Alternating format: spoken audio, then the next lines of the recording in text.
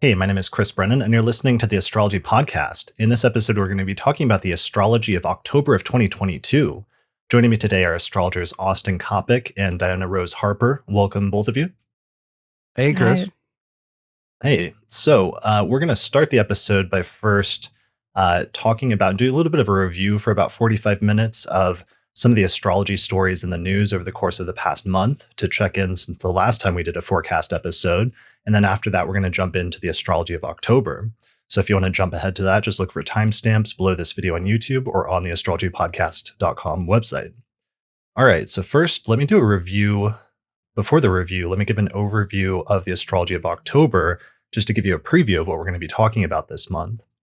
So here's the astrological alignments calendar, which is from our poster. That's like a print poster, but this is the zoomed in version just for October. So right at the top of the month, we have Mercury stationing direct and ending its retrograde period on October 2nd.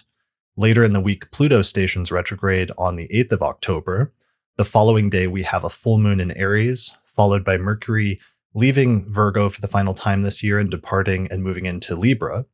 Then about a week later, we have a Sun-Venus conjunction on the 22nd of October, followed the next day by a triple lineup of Saturn stationing direct in Aquarius for the final time, Venus ingressing into Scorpio, and the Sun also ingressing into Scorpio, thus beginning the start of Scorpio season, which is arguably the best season in the year. 2 days later, we have a solar eclipse in the sign of Scorpio on the 25th of October. And then finally, we have Jupiter retrograding back into Pisces on the 28th, Mercury ingressing into Scorpio on the 29th, and then Mars stationing retrograde on the 30th of October and beginning a very long retrograde period in the sign of Gemini that will last for the next few months. So that is the overview. That's the preview of what we're going to be talking about later in the episode. But before we get there, why don't we talk a little bit about what's been going on and catch up on the news since the last time we spoke about a month ago. So one of the major things is we've been having a Mercury retrograde in the sign of Libra so far. It's going to retrograde back into Virgo, but there's been a ton of stories in the news, and it seems like, I know, Austin, you and I were talking about this, it seems as if this Mercury retrograde has been extra retrograde-y because Mars has been in the sign of Gemini at the same time. Yeah, it certainly has. I like how Diana characterized it just a few minutes ago, which is it's been like a machine gun, like a rapid fire sequence of Mercury like very like classic, cliched, trite Mercury retrograde things. And it's not just one, like, as you were saying, Diana, like one after another. Like I couldn't write them all down. hmm Yeah, and it's really interesting too because it's Mercury retrograde in Libra, which has been ruled by a Venus in Virgo. So it's like Venus is in fall, ostensibly in charge of this Mercury, and Mercury should be in charge of this Venus as well as Mars. And so we put the Sun in Virgo too. There's just like all of these like nothing is good enough, everything is breaking apart, like having to put puzzle pieces back together. As well as even just the puzzle of trying to put together how even to describe this retrograde. Like there's too much. There's like, what's the theme, right? Like what is the I don't know, the title card for this retrograde? It's actually just a wall of text. Yeah, and at the Yeah. same time, it's like, I don't know, have you ever heard anybody say anything about a Mercury retrograde? That. Yeah, Right. totally. Very cliche stuff. So the retrograde, it happened, just doing the animation for the video viewers, Mercury stationed retrograde around September 9th or 10th. It's been retrograde since that time. We're only now, in the next few days, about to hit the middle point of that, or the halfway point. We're recording this episode on September 21st, 2022. And then, like I said, it's going to station retrograde and wrap up towards the beginning of October. But some of the stories in the news that I've been seeing, one of them is that a few days ago in Mercury retrograde news, one of the biggest leaks in video game history occurred over the weekend when Grand Theft Auto 6 was leaked online, and there's some sort of hacker that got access to everything, and it had been a highly secretive project where they hadn't released hardly anything yet because it was, I believe, the highest selling video game in history, the last one that was released like 10 years ago, GTA 5. So this was a major snafu that's supposedly could lead to huge additional delays of upwards of another year in terms of the development cycle of that game, which is already taking a decade at this point. That's really funny too, because like Right. automobiles are Mars/Mercury things. Theft Yeah. is Mars and Mercury. Like, Yeah. Right. And it's literally, yeah, it's a game about thievery that was thieved. Yeah. It's very meta. It's a little on the nose. So that was interesting in more positive Mercury retrograde news in terms of sometimes the tendency for Mercury retrogrades to go back and like review things that happened in the past and sometimes to revise or reverse them. There was a guy, Anand Saeed, was released from prison who was featured in one of the early episodes of the Serial podcast in his case where a number of people argued that he was wrongly convicted of murder, of murdering his girlfriend or his ex-girlfriend. He ended up being released from jail in just the past few days, which is another interesting Mercury retrograde thing. I noticed that he was also 42 years old. So that means he's also going through his Uranus opposition. And so that's an interesting sudden reversal in terms of that as well. it's also very Libra, just like righting the scales of justice, right? Having to Mm, go back to balance a justice decision. okay. And someone in the chat says that he was convicted during a Mercury retrograde too. So that's actually super interesting. If that's the case, that's pretty cool. Mhm. All right. Did you two? What are your Mercury retrograde or Mars in Gemini stories that you've seen? Well, so the one that stuck out to me because it happened on the day of the station, which also involves scales, but the type of scales that are used to weigh a person's weight rather than the amount of justice that they contain, was during a UFC event. Mercury station retrograde while they're doing the weigh-ins, which happened the day before the event. One person who was at the top of the card, Hamzat Chimaev, missed weight, and this created a cascade of problems where 60% of the fights in the main card had to be like musical chaired. So you ended up with, again, 3 of 5 of the main fights being between different people than were scheduled. And so that means for everyone who traveled, so in some cases, thousands of miles for this event to see Hamzat Chimaev versus Nate Diaz, that didn't happen. Nate fought somebody else. Hamzat fought somebody else. And for the athletes who spent a minimum of 3 months focusing on and imagining fighting one person, 24 hours out from the event, were fighting somebody totally different. And so this was just you couldn't have had a more literal Mercury retrograde stationing, right? Things need to be rearranged, and then ruling Mars and Gemini, right? And because Mercury's ruling Mars, then all of the fights, the Mars are different. And they're literally pairings, right? It's Mars and Gemini. So that was just like a standout literal thing on the day of the station. That's a good example because sometimes Mercury retrograde rewards people that are like think fast on their feet and can, reconfigure if plans go awry and they think they're going to do one thing, but they end up having to do something else. It's the person that's the most flexible and adaptive to that sometimes comes out ahead. Right. And that's interesting because in Mercury and other phases excels at planning. Right. And so, you'll literally see people talking about, oh, they had a great game plan or their game plan wasn't very good. And there's lots of study that goes into opponents, but that was all gone. And so it instead depended on what you just said, Chris. It was who can adapt to a new situation, a new opponent, somebody they hadn't studied, or you've got 24 hours, right? Go watch tape. Right. Yeah, that makes sense. Diana, do you have any news stories that popped out to you in the past month?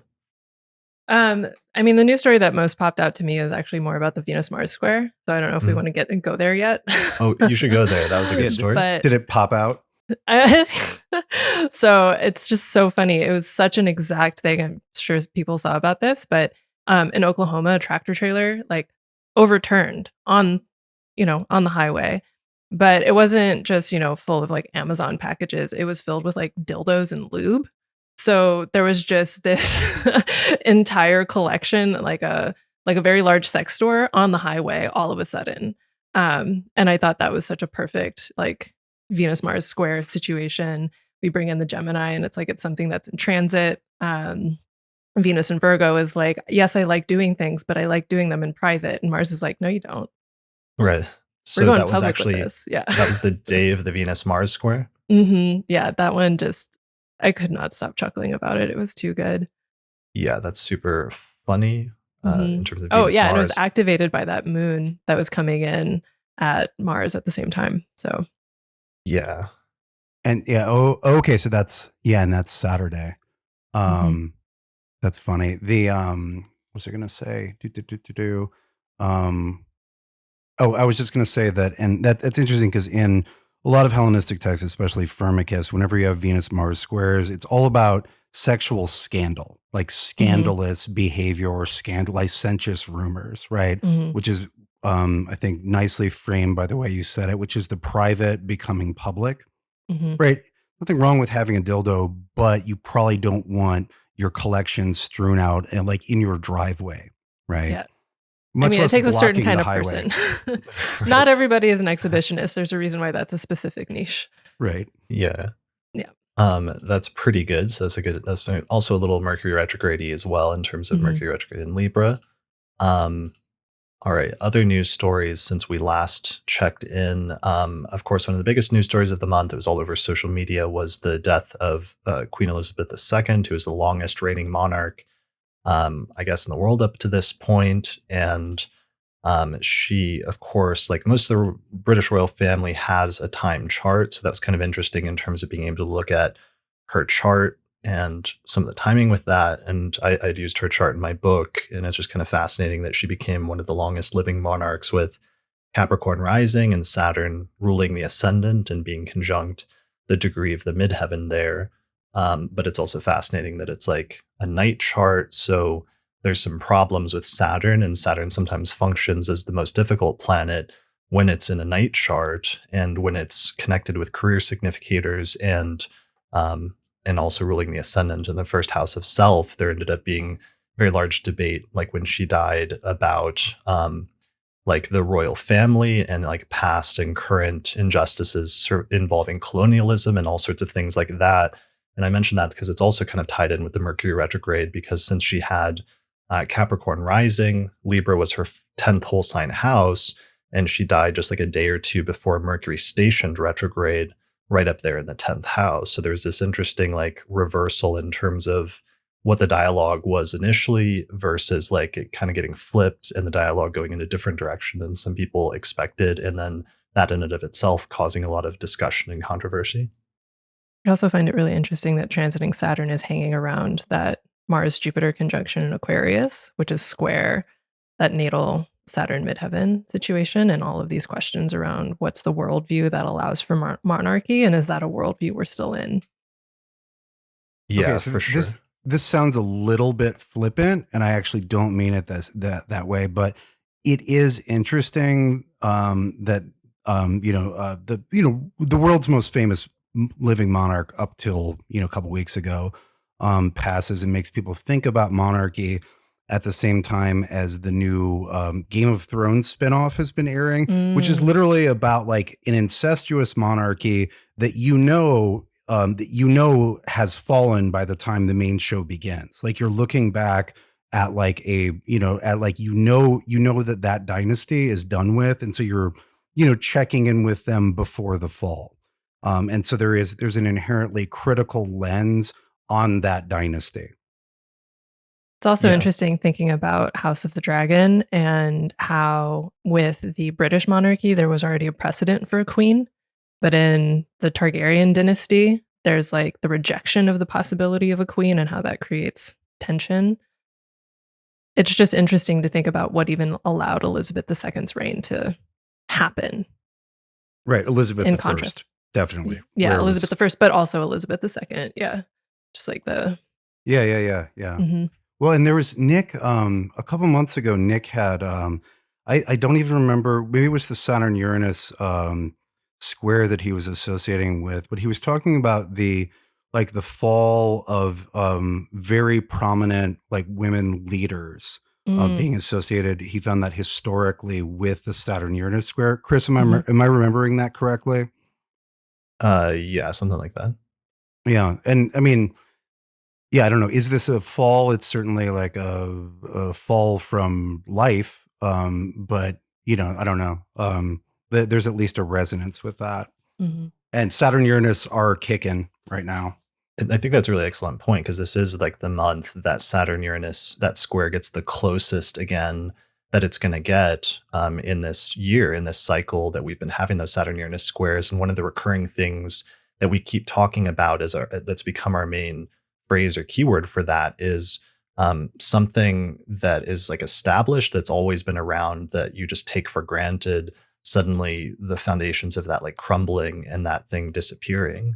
And we've had a number of manifestations of that at different points in this year, like the Roe versus Wade decision, just like suddenly disappearing almost overnight. There was a literal manifestation of that a year ago at the very first time of the square, which is when that building in Florida just like collapsed, Mhm. that condo building. And here, this is something, this is another sort of version of that metaphor, that same thing, which is like somebody that's just been around literally forever. Like she's been queen forever, for the longest, longer than anybody else. And it's just sort of taken for granted at this point. And then one day suddenly she's not, and everything sort of changes or is reconfigured suddenly. Mhm. Right. Well, and it, right. It, like the, and her disappearance, again, like brings into question the entire edifice that she was sort of anchoring. Right. Right.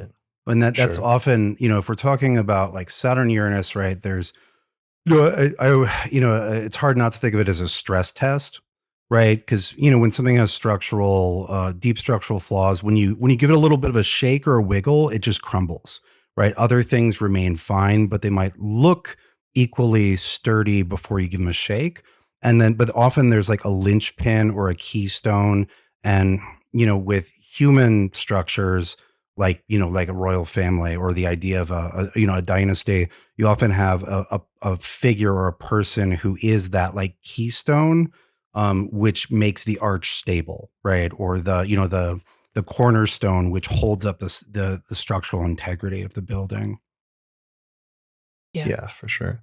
Mhm. Yeah, but then things did become very like Game of Thrones all of a sudden, where we're talking about like succession and who's taking over next and everything else. There was even like a Game of Thrones like succession family tree of like Queen Elizabeth's corgis, and there was like a whole line of like all the corgis that she had at different points in her life. It was kind of weird and kind of funny. Um, Here's a diagram of it. Chris, I think you might be Literally, spending too much time online. yeah, well, this is just like the stuff that comes across my desk here on Twitter as I try to keep up to date with current events. Is she was given a corgi on her 18th birthday, and then there's a whole like family line through her life. Anyway, so What does it say about the British royal family that their animal of choice is corgis? It's quite the contrast to the Targaryen dragon, if we're going to keep making that relationship happen. Uh, yeah, can I make a joke about inbreeding? No, I won't. No. all right. So let's see. Any other review stories from the past month before we get into October? Were there any other major news stories that we're overlooking? I mean, I know. Well, we'll save that Yeah. for the economy. I mean, go ahead. Well, yeah, well, there's the Russo-Ukrainian war. Huge developments, and so Mars and Gemini. I don't remember whether I said this with you last month, Chris, or if I was talking with some of my students. But part of the essence of Mars and Gemini is that it's Mars as trickster, right? It's speed and capacity for deception that that decides conflicts in when Mars and Gemini is in town. And the recent extremely successful offensive by the Ukrainian forces had both of these hallmarks exactly. There was a massive, we can call it a feint, that the towards the south, and there was a commitment of forces towards the southern front, and all of the media, quite intentionally, by the by Ukrainian forces, was focused on, oh, our southern offensive is going to be so badass and all that, and then the real offensive came in the northeast, and there were not sufficient Russian forces there, and so Ukrainian forces just smashed through a line after line after line and took back It was the largest sort of taking back of territory by Ukrainian forces that's happened so far in this conflict. And it had the two, it was literally Mars and Gemini. Like, you think righty's coming, but actually it's lefty, right? Like, it was literally a massive and very successful coordinated feint. And so you have the trickery, and then you also have speed, right? The the Ukrainian forces very effectively exploited the fact that that the Russian forces in the Northeast were not fully ready. And so instead of just, smashing through the first couple lines and then taking territory and then resetting, they just went as fast as they could and took huge amounts of territory. And this is where speed and destructive power, or military force, become one. Whereas if they had exactly the same number of tanks and men and bazookas and all that, but had gone slower, then they would have given the opponent time to reset, and you would have had a different result. And that's something that's been echoing for me in a lot of different ways, is the relationship between speed and destructive power. That seems like very signature Mars and Gemini.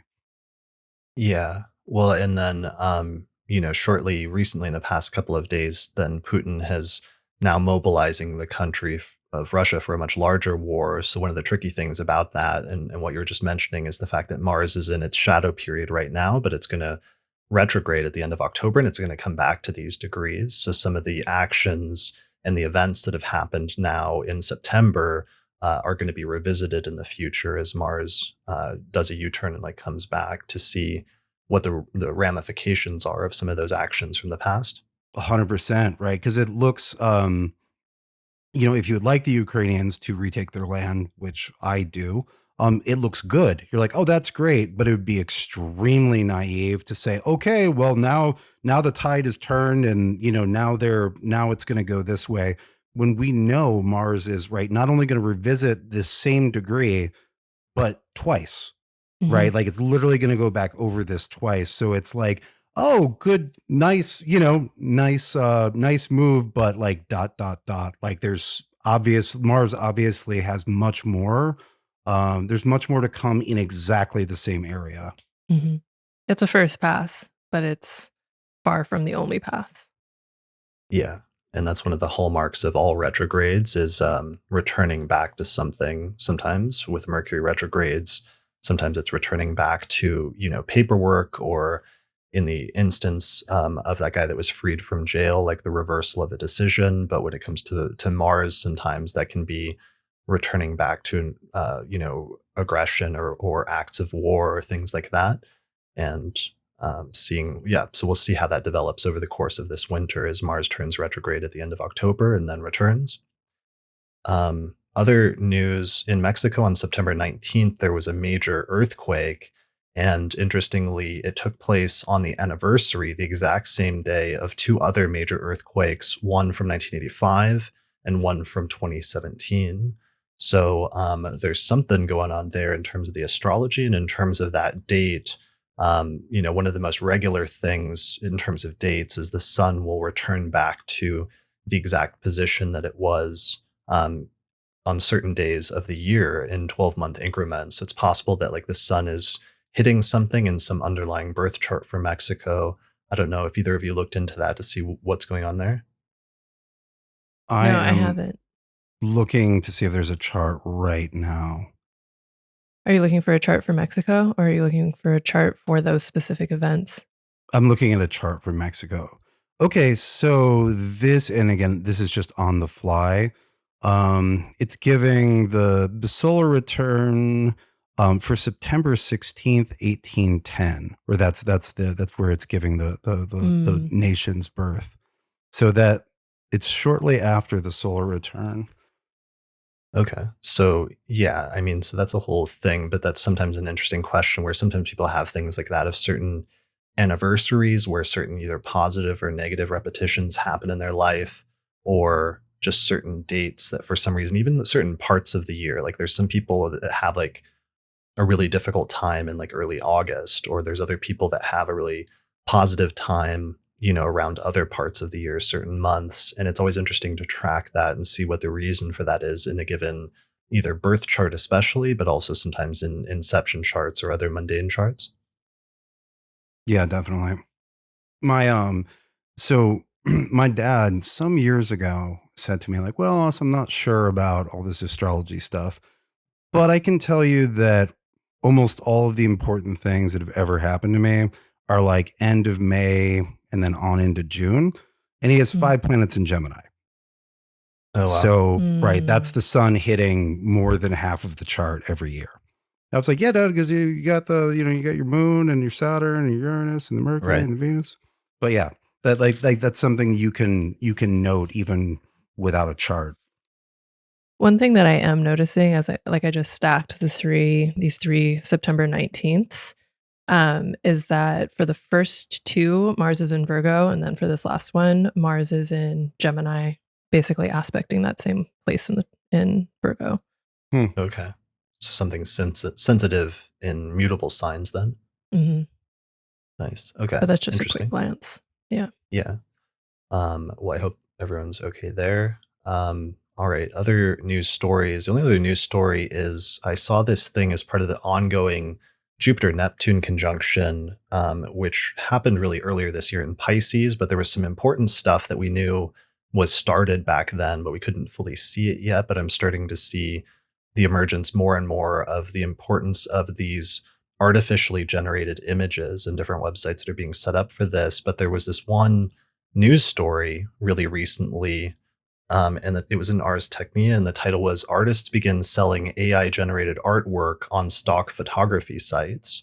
So some of these sort of websites where you can just like generate images out of a prompt by just like typing. And what's funny and why I think it's tied with Jupiter Neptune, in addition to the symbolism, is that in one of them you type / imagine, and then you like write out a scenario, and then the computer will take those concepts and like meld them together into a single one. So it's starting to cause some issues though with people submitting some of these artistic creations or these computer generated creations for competitions and like art shows. And I think there was one that won an art show recently, which caused some controversy and some debates about like what is true artwork. And now it's also causing some debates about whether this will put certain artists like out of work, or sort of decimate this entire industry of people that make stock photography for different sites that you can purchase, and a lot of interesting questions like that. As for myself, I've been playing with it and entering in some prompts. Like my latest prompt, I need some more refining, but it's Austin Coppock riding a peacock of war. And this is what I got so far, Austin. I don't think there's enough images right now for the website. You don't have enough images like online in order for it to fully picture you. So I'm going to have to keep working on this. But these are some of the images so far are looking pretty good. I have to say, like the peacock is looking a little weird, but if you were to ride a peacock, I do feel like this would be pretty It's the close vibe. to the terrifying like vibe that you would have give off in some way. Really needs more tail, though. Not enough tail. It's true. Well, I thank you, Chris. I'll probably have to change one of my profile pictures to that. All right, Mhm. this one's one of my favorites. This big one. Yeah. Yeah, it has almost like a heron's head. Mhm. Yeah, it's struggling. Sometimes there's a little turkey-ish at this point, I have to say, some of them, but that's all right. I'll keep working on it. Peacocks are basically beautiful turkeys, and they will integrate into turkey flocks. So 100%. Okay. We have wild turkey. We have a flock of wild turkeys in the yard. they're And so so aggro. They're so aggro. Um, what I was gonna say is like the Jupiter Neptune combination is reminding me of like the aniline dyes thing from like the last Jupiter Neptune in Pisces, and like how that allowed for like manufacturing and colors mm, in a whole different way. And then it turns out that a lot of those manufacturing processes are toxic. And so I'm really curious to see how like this AI art thing, like how that translates into helpfulness versus toxicity in terms of like art production, and what is the significance of art, like those sorts of questions I think are they're already in the ether, but I feel like I don't know, like something about it's like when you're regulating something because it's physically toxic, what does it mean to regulate something because it's culturally sus? yeah. Mhm. or a cognitive hazard. Hmm. Yeah. Well, and the issue with Neptune often is that you can't tell the difference between what's real and what's fake. And that's increasingly going to become an issue here. I can see immediately of like being able to generate images where in some instances it's not fully there yet, but you might not be able to distinguish between one that was computer generated versus like what's a real image. As well as like what is authorship? Like if all art can be theoretically considered to be some level of pastiche, does it become an issue when it's a computer that is making those pastiches or like those sort of collages? Yeah, well, and that's actually being debated right now because there's nothing on the law books. And so some Hmm. people are saying the copyright belongs to the human that input the things that generated the image, but other people are actually saying that the computer itself, the AI itself, should actually have ownership or copyright over the image, which is really interesting, Hmm. getting into some like nebulous territory in terms of the emergence of AI and everything like that over the Hmm. course of the next few decades or century potentially. Yeah. Yeah, Who well, counts as a person? and that sort of Right. jumps us ahead to one of the significant things at the end of the month, which is Jupiter returning to Pisces, and really giving us the beginning that second round of Jupiter Neptune in Pisces energy, where we have bubbles of it's not illusion, or illusion is a really simple thing because it's fake.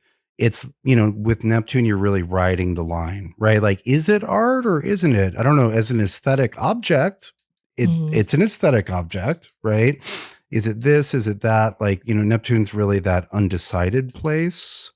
And so that's, we're just in time to sort of come back to that.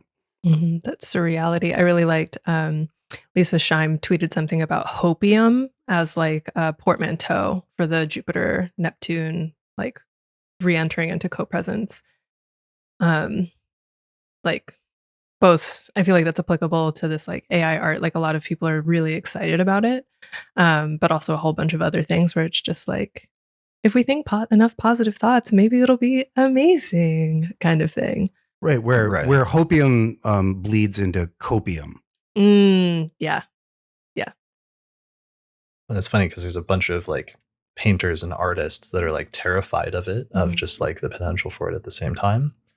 Um, yeah. So that's a thing. So that's a good point that Jupiter is going to retrograde. That's one of our signatures at the very end of the month back into Pisces. So this is stuff that we're probably going to be talking about more and more intensely over the course of the next couple of months as we get the final pass of that planet in Pisces. So, any other news stories before I think we're already like getting into October? So, should we make the transition into talking about next month? One last news story that I think is worth pointing out because it does seem to tie into the ongoing Saturn-Uranus square, which is the situation in Puerto Rico right now after this recent hurricane, and that meaning that there's no power in Puerto Rico right now. And it's like I'm reminded of what happened in Texas over the winter, and it's like no power, like the power grid's failing because of, in part, um, like natural disasters intersecting with infrastructure not being what it should be. So even going back to that, like, you take a certain kind of structure for granted, but then there's a stress test and there's a realization that that structure is not as robust as it ostensibly should be. It's not up to snuff for current pressures. Yeah, totally. And also, how should we say? So, from what I understand about the power grid in Puerto Rico, there were stress tests several years ago, Hmm. and it failed, and then no money got put into strengthening it. And Yeah. so that's another thing, is there can also be like known fragilities, which Hmm. as long as things go just fine, then they'll be fine. But as soon as there's stress, which there always will be, Hmm. then they fall apart again. Right. And it's Yeah. like that like the poorly maintained infrastructure, or non-upgraded, non-repaired, et cetera, et cetera. Hmm. Yeah. Absolutely.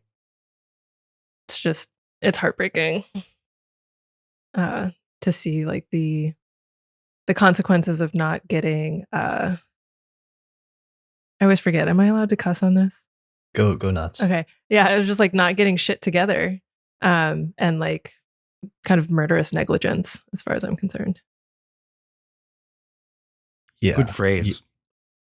Yeah, that's a really good phrase. So this is and that's probably a good way to center the opening of the month, since this is pretty much where we're at October 1st, with that Saturn-Uranus square being within a degree at this point, and Saturn being at 18 degrees of Aquarius and Uranus being at 18 degrees of Taurus. So that's super close at this point, and we'll probably see a continuation of similar things in terms of stress tests, which sometimes is like the rumbling of the foundations of something. But if the foundations are relatively strong, it holds up. But if they are not strong, then in some instances, things will potentially fall apart, or the ground can kind of fall out underneath you. Saturn being the foundation, and Uranus being the sudden jolt or the sudden disruption that sort of comes out of nowhere. Hmm. Yeah. Yeah, absolutely. I know we want to move forward, but because we're already talking about like floody stuff, it's like the floods in Pakistan. Um, Also, I feel like are um, of a similar category. Yeah, which is just massive, massive flooding that's like displaced Millions, millions of people. millions of people, and there's basically it looks like there's a new inland sea. Right. Yeah, that is crazy and tragic, and also very like sudden and like random and kind of out of nowhere, and very Uranian to have something like that happen, and just completely change the landscape like that. Mhm. Yeah. All right. Well, I think that sets us that sets us up then for going into October, because we've got a pretty big month. There's a lot of major astrological things starting to fall into place in October, especially later in the month. So why don't we make the transition to getting into that now?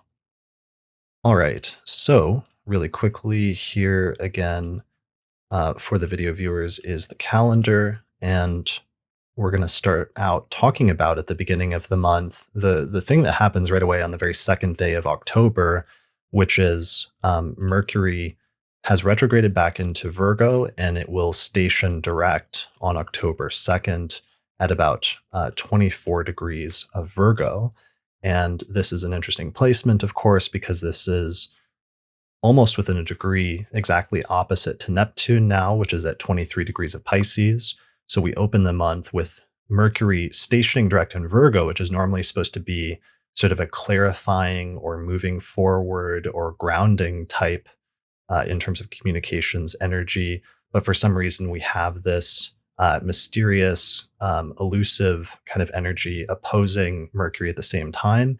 And if that wasn't enough, we also have Mars squaring Mercury from 20 degrees of Gemini at the same time, which is more of a combative or tense energy as well. Mhm. Plus the trine with Pluto, I think is really interesting too. Okay, yeah, trine from Pluto at 26 degrees of Capricorn to Mercury at 24. So, what are some of our keywords for that Mercury station at the beginning of the month? It's like moving forward, but not quite with full clarity yet, maybe for the first week or so until Mercury gets out of Virgo and moves into Libra. Well, so there's with its stationing and its exaltation, there is absolute like the motive is to obtain clarity and ideally like factual clarity about very nebulous things or about things that have been obscured or undecided, right? Like Neptune is that like obscuring, ambivalent, maybe it's this, maybe it's that. Um, and so it's Mercury staring right at that Neptune and trying to, trying to get the facts or trying to extract and dry out what can be extracted. And then we also have with Mercury, Mercury is not only configured to Mars, but is also ruling Mars, right? So we're also attempting to, we're at least, Mercury is at least desiring to get clarity about the ordering of conflicts, right? Like about like, okay, so what is, or, conflicts or just like, Mars, sometimes Mars is like literal conflicts, But a lot of times Mars is just like, especially in an air sign, it's just the storm of all the stuff that's happening that you need to do, or that you're getting pulled to do. But Mercury is trying very hard and has, in some ways, an ideal. Is coming at it from from the, like an ideal, like, no, we're going to get perfect clarity. We're going to get all this figured out. And that, that'll be hampered by the Neptune, especially. But that's at least the attempt, right? And that, I think that's going to be the vibe. Yeah. Kind of the vibe I'm getting from it is sort of like it's like oneromancy, like trying to scry in clouds, right? Or maybe even trying to like get fog like contained enough to be able to see what shapes it's taking on, and from those shapes to derive meaning. Like there's a kind of like what's the form of divination that actually ends up being functional? Like how do you see into the meaning of something? Mm-hmm. But it's also like, how do you interpret the words of the Delphic Oracle, who's just like high on fumes and saying nonsense, but it's nonsense that's significant if you know how to interpret it. Mm-hmm. Right. And right. And even like with every form of divination, fire divination or hydromancy by water or by cloud, like if you look at old texts, it's actually very Mercury and Virgo. It's like, Mhm. okay. And so if the flame tends slightly to the right and there's this color 3/4 the way up the flame, then that means this, or, like if there's spiraling swirls in the cloud, that means this. I like that. Yeah. Mhm. Like the not like an intuitive divination, but like a very attempting to be precise in reading something that doesn't speak a language easily translated. Yeah, I'm even thinking about dream horary interpretation here, right? Yeah, Where it's yeah. just like, what are the rules that lead to making sense of like going to the grocery store with Madonna and like Barack Obama and you can't find the cheese, right? Like you cast a Right. dream horary and maybe you get meaning out of what otherwise would be nonsense. Oh But god. it's Yeah. like there's an urgency to it. Like the Mars and Gemini, I feel like there's an urgency, and maybe also like how do you sift the noise out so that you can see what actually matters? It's like there's a bunch of chitter chatter, like birds. There's birds singing, and you're like, I'm not doing bird divination right now. I'm trying to do this other form of meaning making, but you got to get the birds to shut up first. Right. What does the cheese mean? Yeah. Yeah. Yeah. Is it manchego or cheddar? Right. That's a big difference. I think the chatter is really important because the Mars in Gemini has been creating a lot of noise, right? And any form of divination is separating the signal from the noise and then interpreting the signal.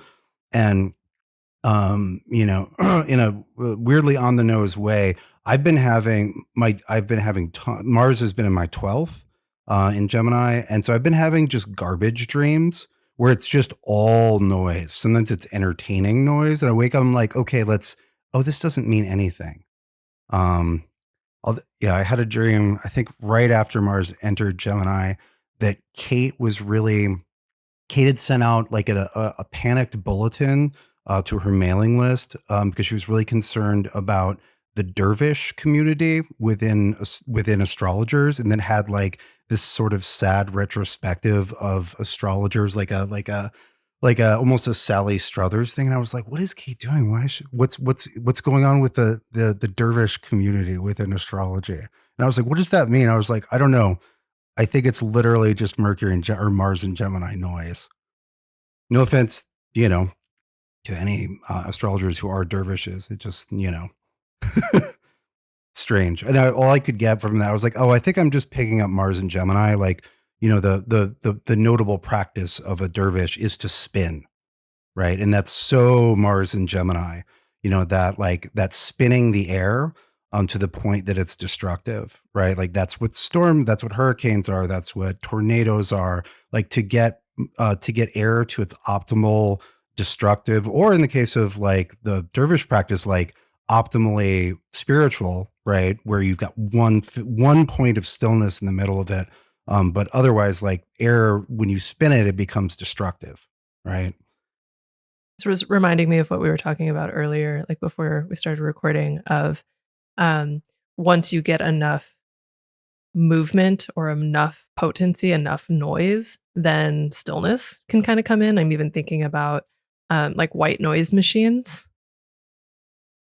Like Mm. at what point do you Mhm. maybe just actually need to turn the volume up on the white noise so that the signal can be discerned versus trying to turn the white noise down and not being able to because it's Mars and Gemini. That makes sense.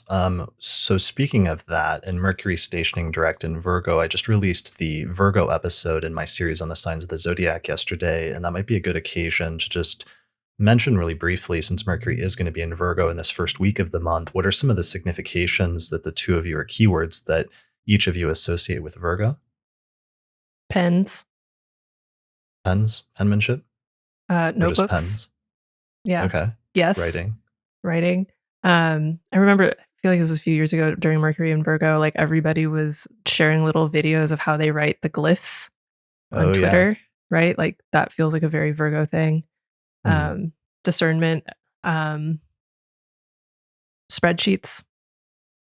Yeah, numbers, putting things in order was one of the major Mhm, things that we came up with during the course of that episode. Is like a Virgo overarching archetype is the tendency or the desire to order things and arrange them in a certain fashion.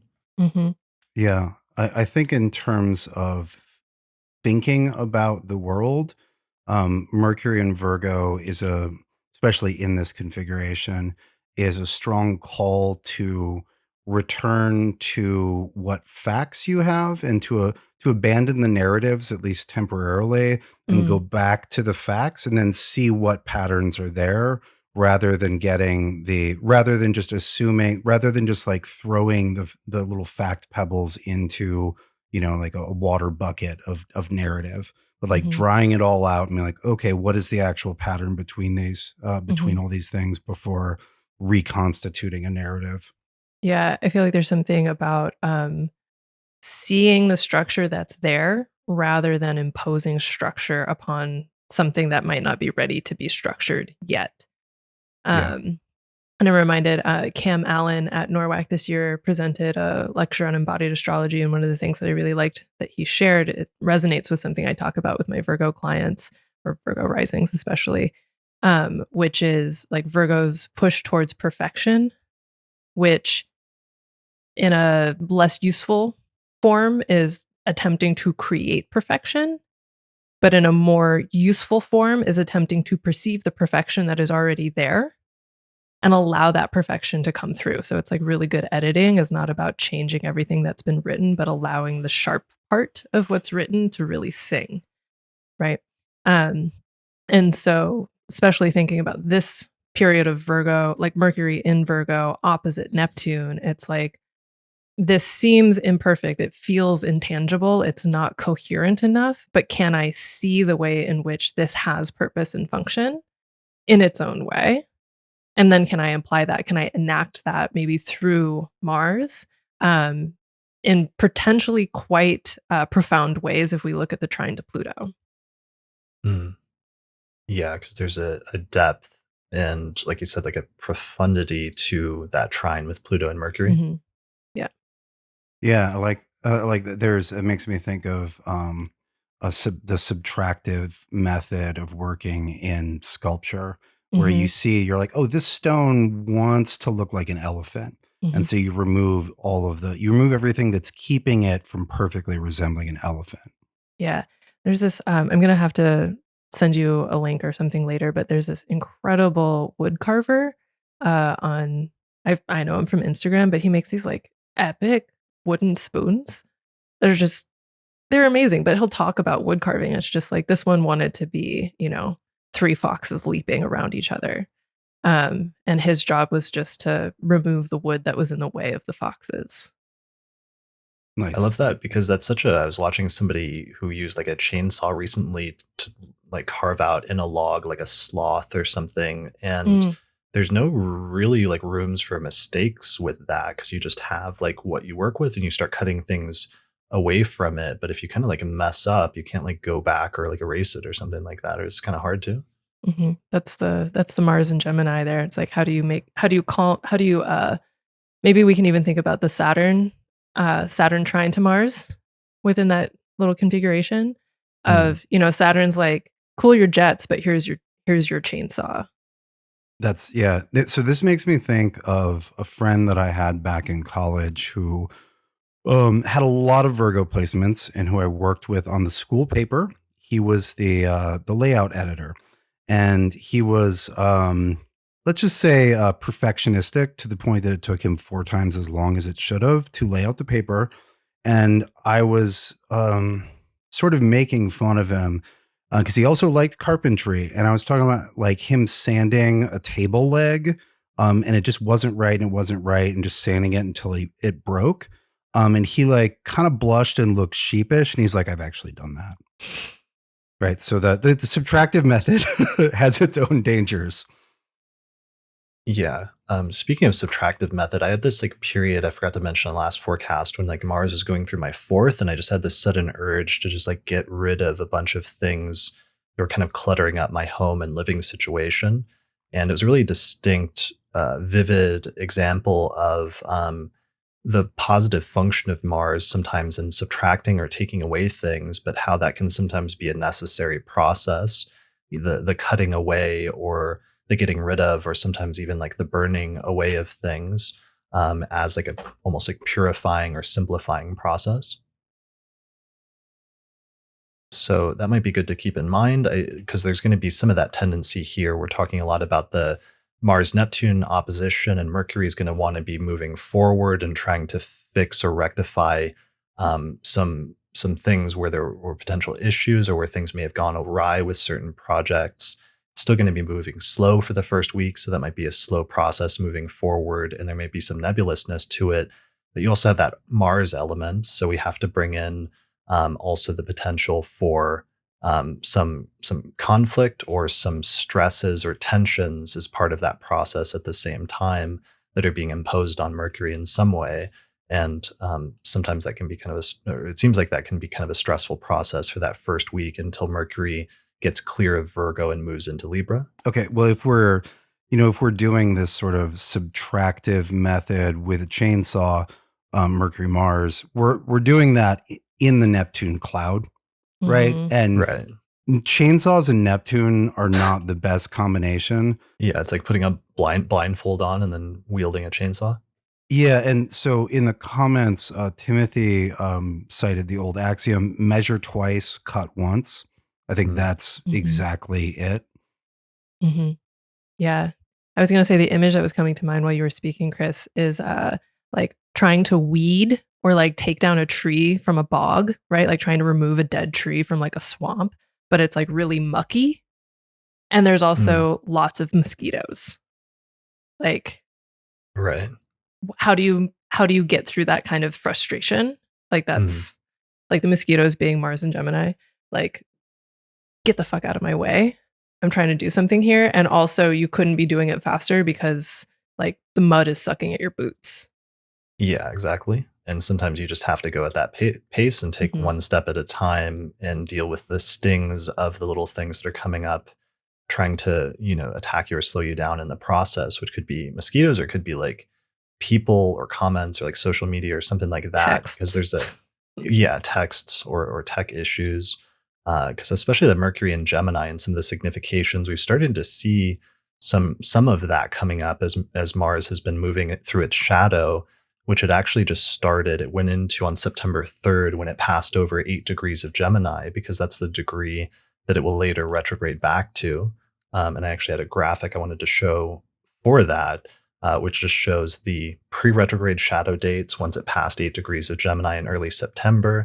Then, when the Mercury retrograde or the Mars retrograde will station on October 30th, eventually end on January 12th, and then eventually Mars will leave its post retrograde shadow period on March 15th.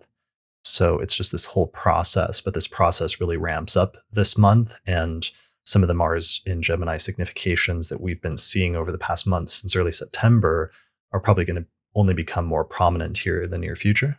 Mhm. Yeah. Yeah. All right. So that is the Mercury retrograde, which stations direct on the second of the month. Speaking of that, we also have Pluto stationing retrograde in Capricorn. And I know Diana, that you already mentioned Pluto and how it's configured with Mercury. So it's interesting that we have that sort of Mhm. elongated trine between those two planets Yeah. this month, and that's actually going to be intensified as Pluto stations retrograde. Yeah, and actually that trine goes exact on the 6th, right? So, like, while both Mercury and Pluto are in these, like, slow states, there is an exact trine between them. The first one of these trines in this shape, at least, like, in this configuration, happened on August 22nd or August 2nd. I can't read my notes right now. And then the second one happened on September 27th. So by the time this happens in October, it's gonna be the third of 3 trines between them. Mm. Yeah, that's a good point. Yeah, you're right. August 22nd, it looks like was the first one at 26 Virgo to 26 Capricorn. Mhm. So Mercury Pluto stuff, we've seen some of that over the past couple of years. Mercury Pluto combinations, especially hard ones, being things like disclosures, having like information that was behind the scenes, having it come out, but also just like the deep desire to like get to the bottom of things or get to the truth of something, or the bottom, the hidden part of something. Mhm. Yeah. So that's an energy that's definitely going to be intensified around October 7th. By that point, Mercury will finally be getting not fully clear, but a little bit clear of that opposition with Neptune. So might want to be still a little careful that in the process or the quest to find the truth or get to the bottom of something, that there's not something else that's still obscuring your vision or your ability to see things clearly. Watch out for projections. That's a good one. Yeah, projections, especially oppositions, have that tendency to bring in like the other, and not just in other people, but in like othering of things, just as a natural part of that aspect. So projection would be actually a really good example or manifestation of that. Mhm. Yeah. Oh, All right. and someone's making note, it's like Pluto will be stationing direct, not retrograde.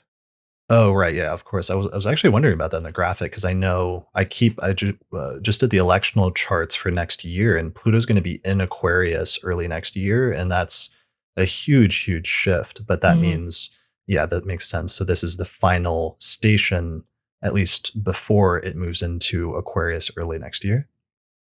Yeah. Although it's back and forth between Capricorn and Aquarius for a couple years. It's not a final move. It's the beginning of a slow back and forth. It's like I moved some of my stuff last month, and I'm gonna move the rest of my stuff in, like, Yeah. 6 months, and then the month after that, I'll go empty out my storage unit, and it's a process. Yeah, but it's like, you're the person with the house, and you're like, actually didn't agree to this relationship, and I don't know why you're moving your stuff into my place.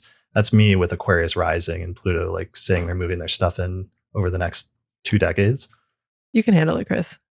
Okay. As somebody We'll who's s- handled it for All her right. entire adult life, I think you can handle Yeah. As the Capricorn rising. Okay.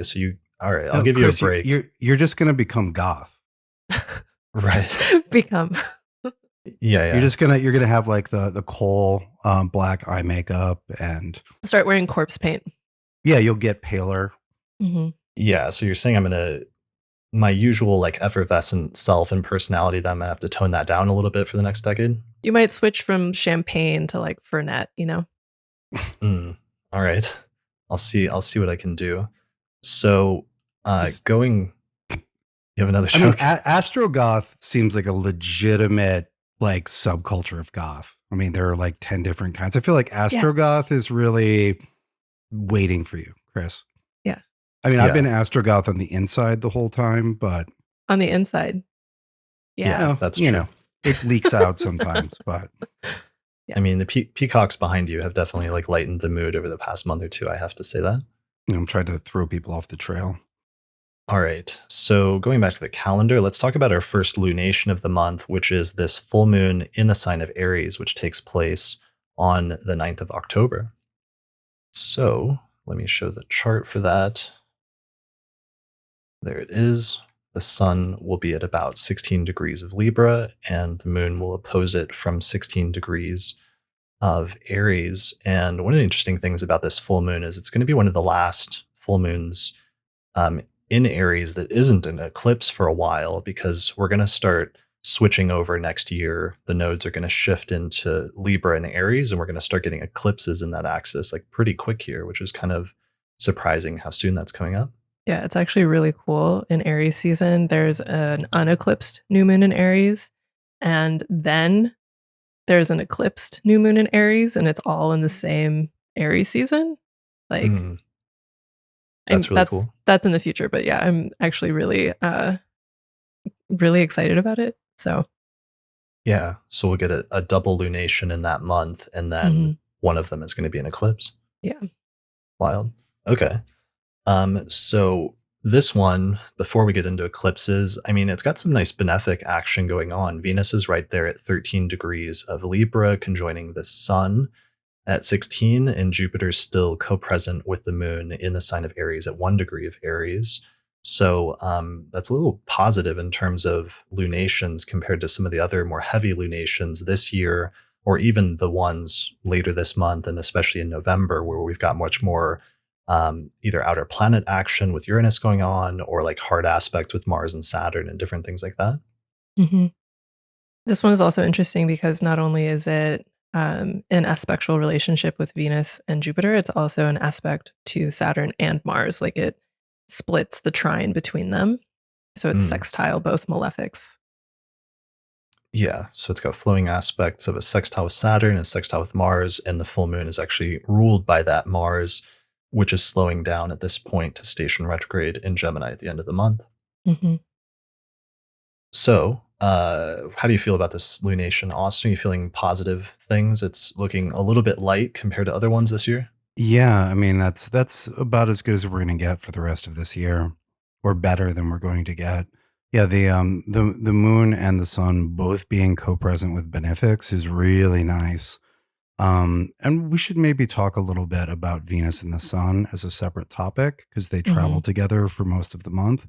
But you know, that double benefic action with the sun and the moon, but in aspect to Saturn and Mars, but you know, soft aspect is, I don't know, you know, it's about as good, how should I say, it's about as good an opportunity to how should we say, equilibrate your relationship to the ongoing pressures and pushes. Like they're in aspect, but you know, there you can see them from the point, you know, in the light of the full moon, but like from a workable angle in all Mhm. cases. And so, you know, I would say, as I've said before, like this is a good this lunation and the days following it are a really good chance to kind of get things in as much order and you know, obtain as much balance as possible, because what we're going into over the next month is pretty destabilizing. And so, you know, you can't necessarily do challenges in advance, but you can set yourself up so that things are at least as together as they can be, right? The hatches can be can be battened down. You can at least like remember to wear underwear to the stressful interview. Mhm. Yeah. um the image that was coming to mind for me is like it feels like a harmonizing and a tuning, but it's like Mm. before a big something, right? So it's like I don't know, I used to be a chamber musician back in the day. I used to play cello. And so, you know, before a big performance of some kind, it's like you get your final opportunity to like iron out any kinks in transitions or like volume balance issues as well as the actual tuning of the instruments. Um and that moment of just like we're all on the same page, we're all sufficiently prepared for this.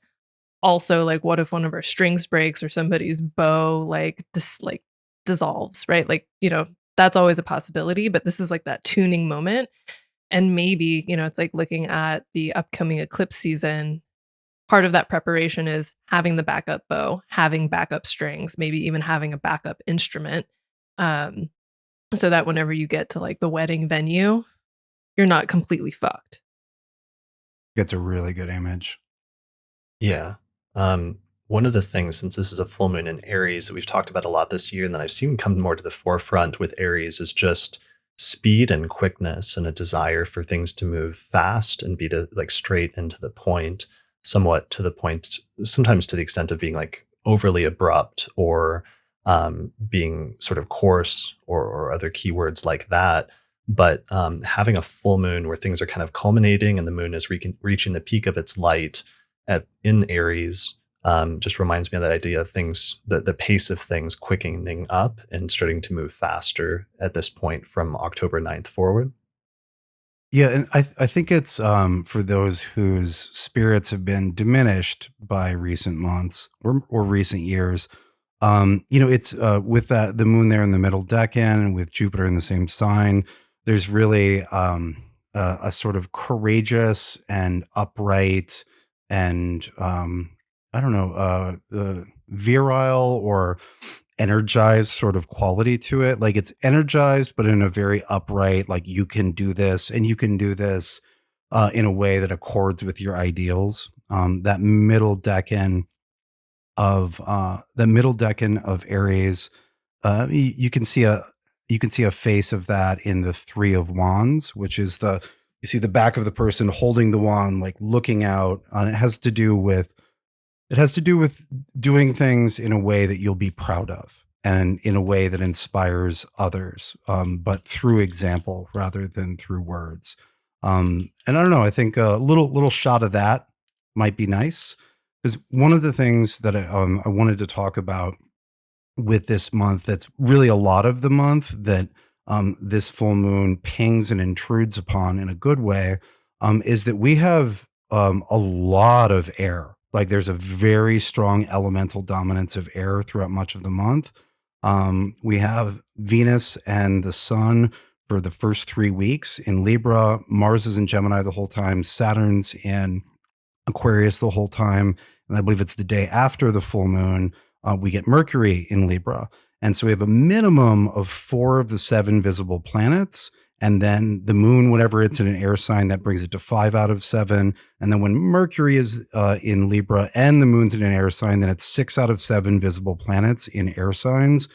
And that dominance of one particular element, I think, gives us how should I say, gives us a lot to think about in terms of what does the environment look like and how does it feel? Because the elements all have very definite patterns, right? There's the like hot and cold, wet and dry, but air is very centrifugal. We talked about air spinning. Air scatters things, right? If you've ever raked leaves in the fall and then a gust of wind, the gusts of wind will never collect the leaves into a perfect pile, right? It's scattering and centrifugal. And especially with 2 of those planets in air signs the whole month being in air, right? We're looking at a more destructive air with them being malefics. And like just on a mental level, like I've felt the Mars and Gemini threaten to like scatter my priorities, scatter my thoughts. And a number of other people I've talked to have had this where it's like there are 50 things going on and you get pulled in every direction. And so, the scattering also seems to flatten priorities. So you can't remember what was the important thing. You just have 50 things and you're sort of dashing from one to another. And, where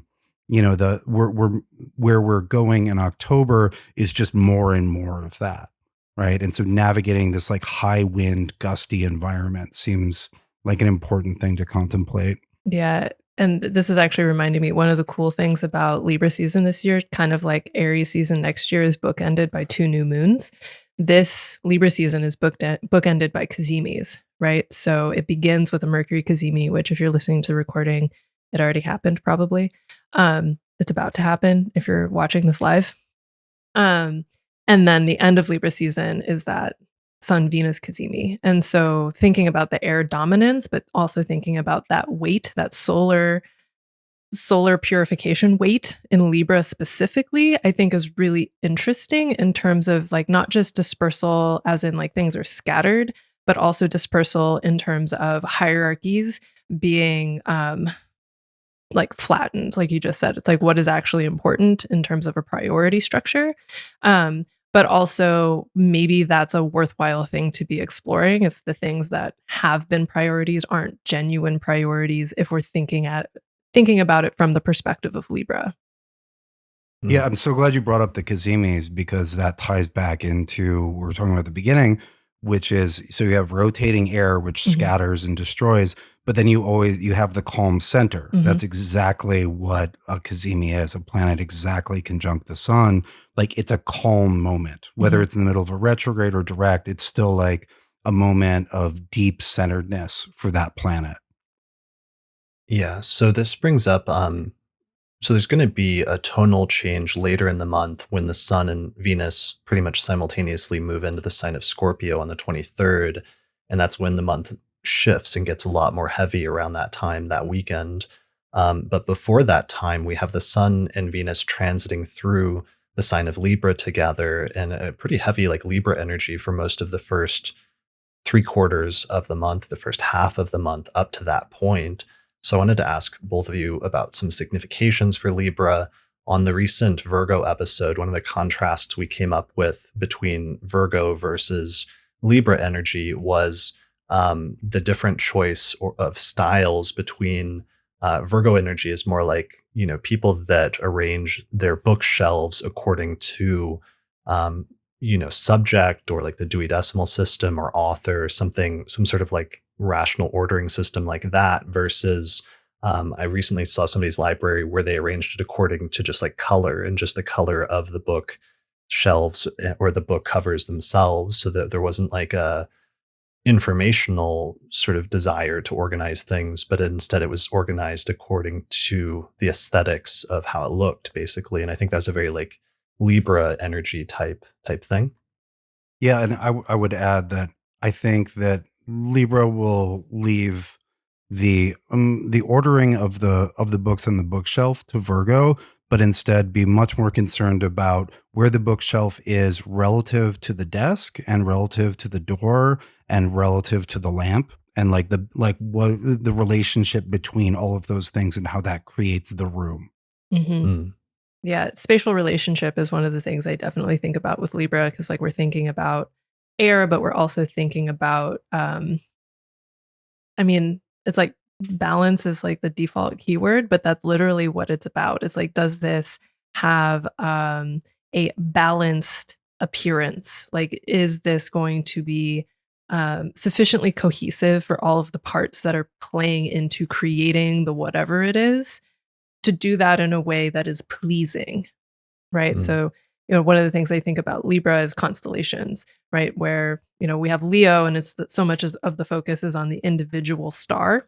But with Libra, it's about how those individual stars are arranged relative to one another. What is their spatial relationship towards the creation of something that is greater than the sum of parts?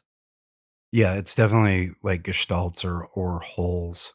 Oh, and if you think about like a literal set of scales, to get them to balance, they don't need to have exactly the same thing on each side, Hmm. right? You can be like, okay, well, I've got this which weighs a pound, I've got this which weighs a pound and a half, and I've got this which weighs half a pound, right? And that's balance.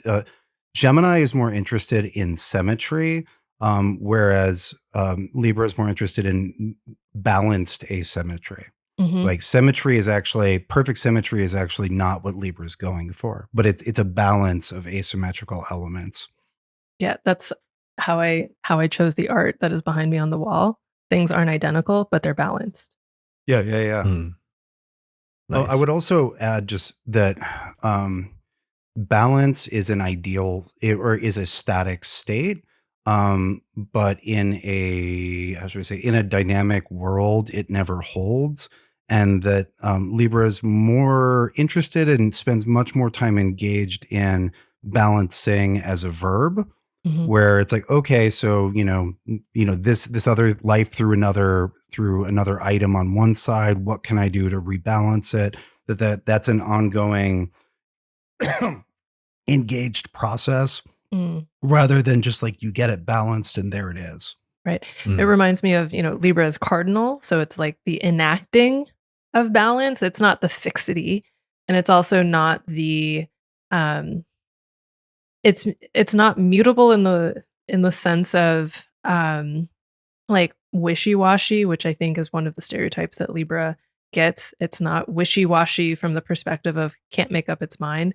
It's wishy-washy in the sense of it's really hard to discern what the most balanced action is going to be, right? Mhm. But it really is about that enacting of harmony, right? It's like you have to retune your instrument, right? Even like a dancer has to tune their body consistently Mhm. in order to enact the dance. Um, that kind of thing. Yeah, after and before every performance. Mhm. Yeah. What you're both saying, it reminds me of, I don't know, you've seen those videos or those pictures of people that go into like a river and they find all these different sized rocks and then they balance them in different ways on top of each other.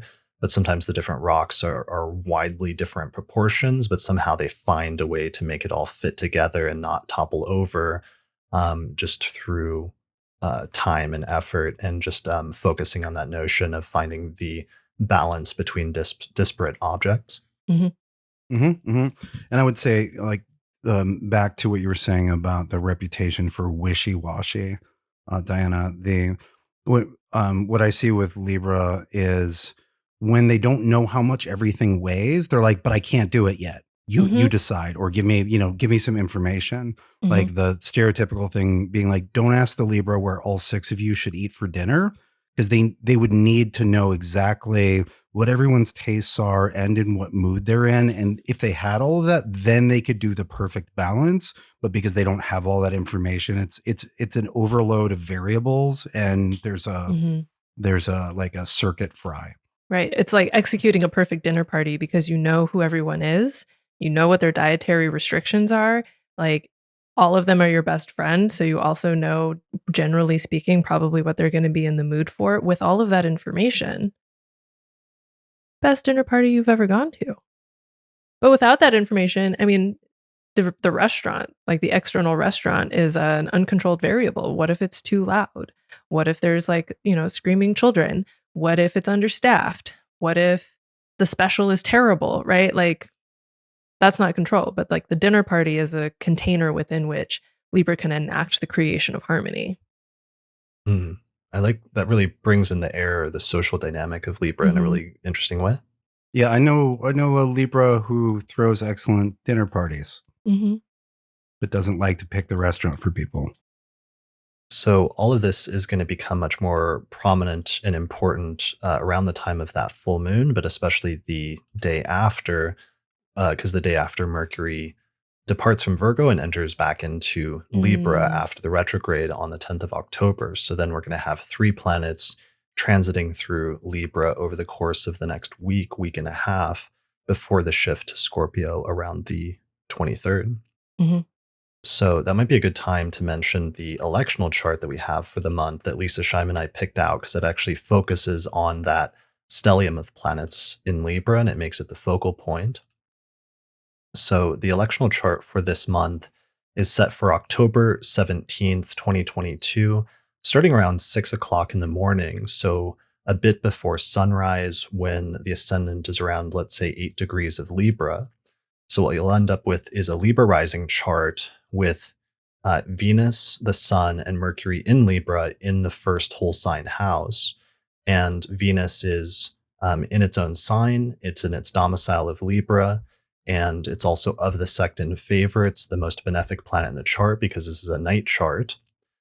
We've got the moon up there in Cancer in its own domicile in the 10th house, and it's applying to a square with Venus. And then we've got Jupiter over in the seventh whole sign house, making it another angular benefic, while the malefics are not occupying focal points in this chart. So this is basically a super Libra electional chart that would be very good for Venusian type activities, including art, creating balance, and a lot of the other keywords that we've just been talking about over the course of the past few minutes. What are some other like Libra election type things or Venus type electional things that you use for Venus elections? I mean, I'm looking at this and being like, "Oh, am I gonna finally write another, edition of my extremely tiny perfume-focused tiny letter?" I'm looking at this and thinking about what does it mean to choose to articulate beauty, and especially to articulate a form of ephemeral beauty, right? Like this isn't about sculpture. This is about that which is temporal, right? What does it mean to articulate temporal beauty? I like that. Mhm. That's really good. Yeah, so that is our lucky date for this month. That's the best electional chart we could find. And Lisa and I actually just finished our year ahead report, which I'm actually releasing the day that we're recording this episode. And that's our 2023 uh, electional astrology report, where we looked ahead at the entire year of 2023 and we picked out one auspicious electional chart, or we found the single best electional chart we could find for each of the next 12 months. So that's a report we've been doing for the past 2 years. It's become really popular and it's now available for sale. And you can purchase it on our website at theastrologypodcast.com/2023 report. So check out that for more information. Have either of you looked ahead at elections for next year? There's actually some like nice lineups next year. I'm kind of excited about it. Not yet. Not a lot. I did want to say one thing about the election you just showed.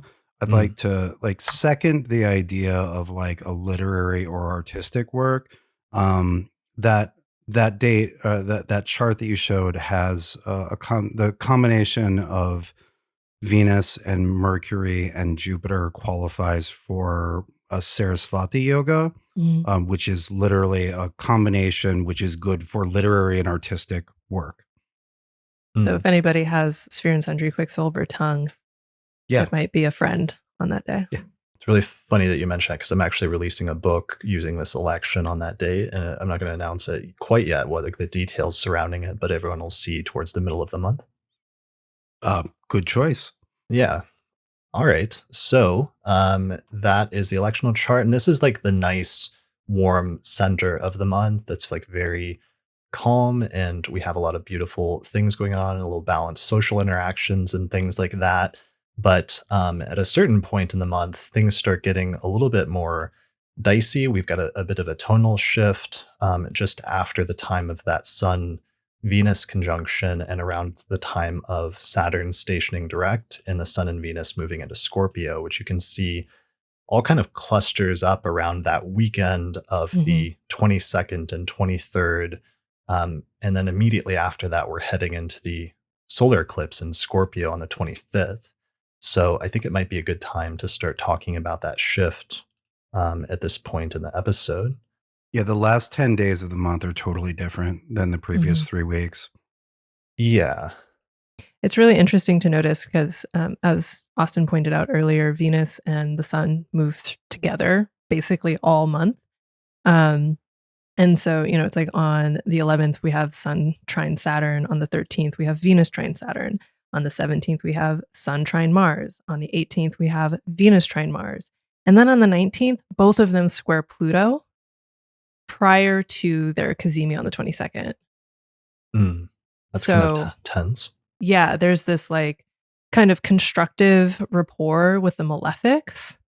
And then this tense moment with Pluto right before there's that. And like I'm kind of imagining the Sun being like, "Oh, come here, sweetie. I'm so sorry. Pluto was so mean. Just come cuddle." Right? And like that's the cazimi. Right.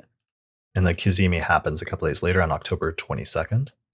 Which is also the first cazimi, like Venus cazimi in Libra since 1879. And the first superior cazimi in Libra since 1867. So this is Nice. a brand new era kind of experience as well. Wow. So we're shifting, if like 2020 and that shift towards the air element of the Jupiter-Saturn conjunctions in Aquarius and other air signs wasn't enough, we're also shifting into a Venus-Sun in Libra cazimi air period as well. Yeah, it's pretty exciting, honestly.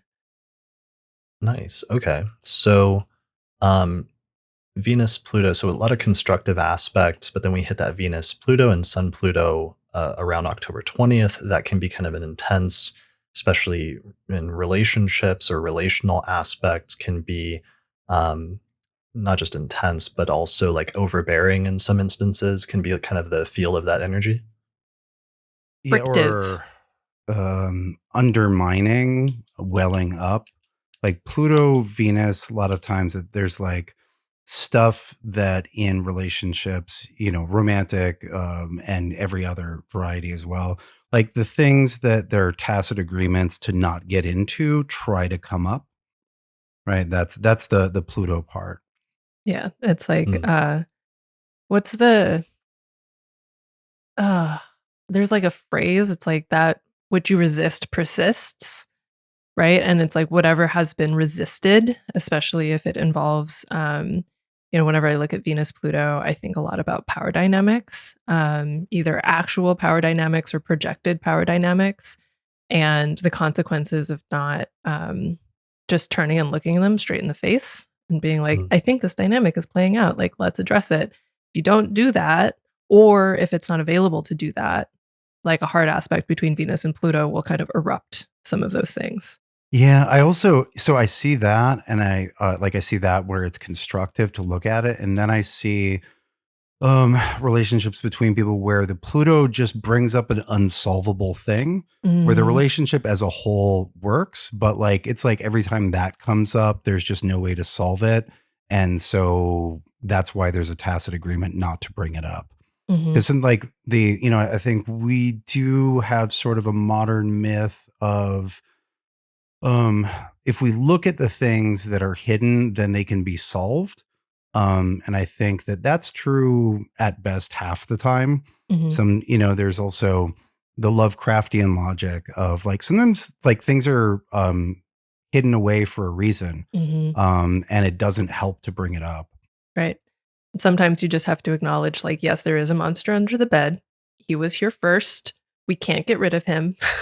We just have to make sure we give him snacks.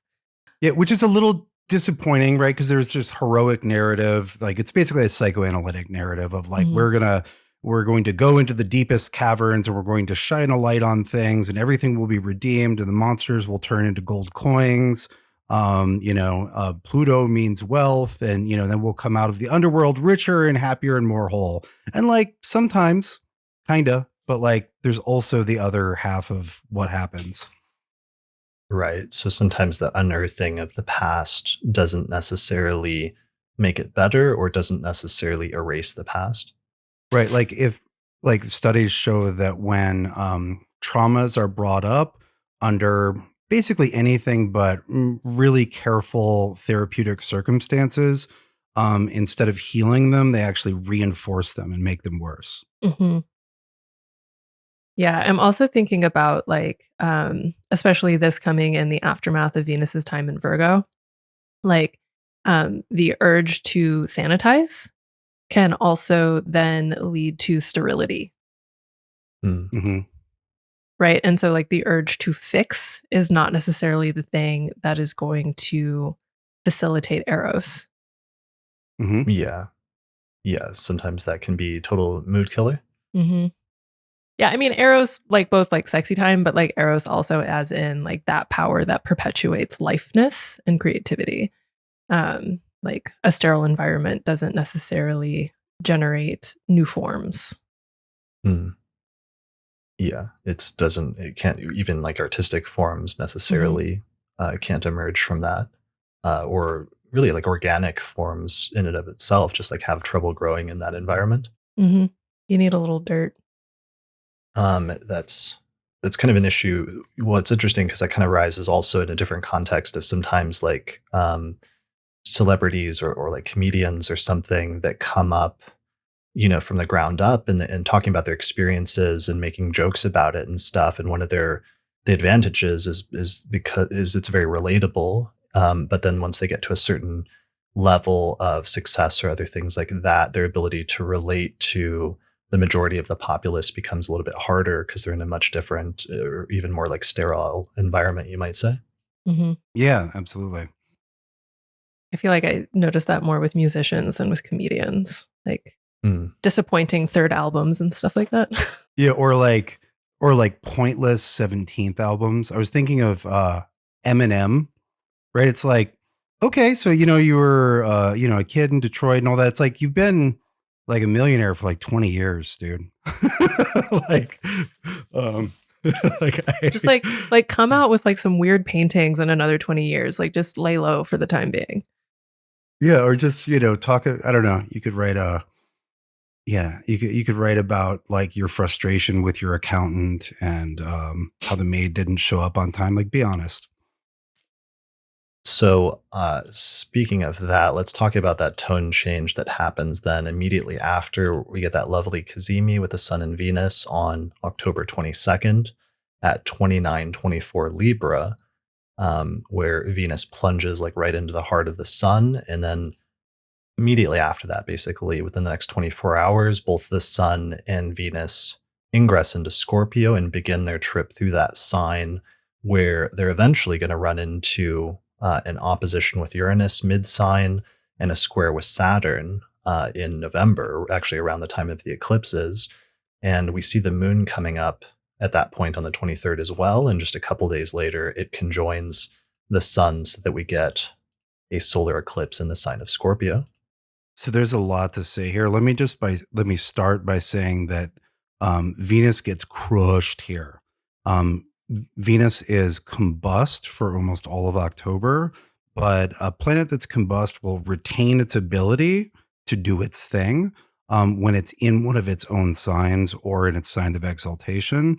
So even though Venus is combust in Libra with the Sun, it retains that ability, right?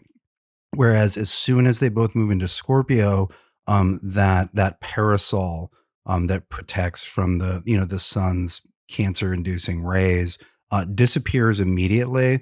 And Venus, not only do you have the removal of protection, but you then have Venus going into a Mars-ruled sign that is difficult for Venus, and then Venus gets smashed by the eclipse, Mhm. right? One of the things that we saw during the solar eclipse in December of 2019, which was right next to Jupiter, we were discussing whether does the eclipse happening next to a benefic, does that help the eclipse or does that smash the benefic?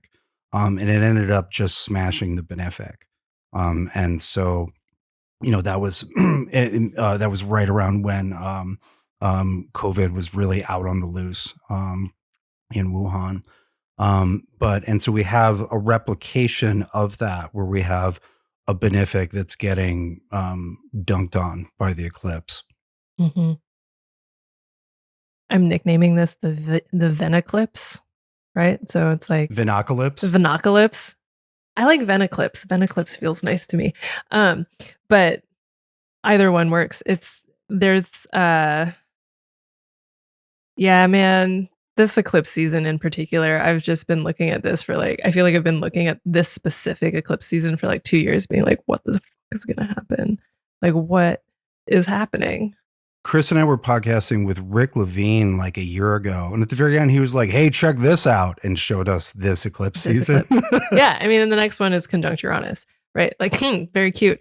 But like one of the things that I've been thinking a lot about, and like as I was preparing for this, I was actually looking at decans and also lunar mansions for it, right? So it's like in the decan that you, Austin, have called the jawbone, and this is a quote from your NORWAC workshop in 2020.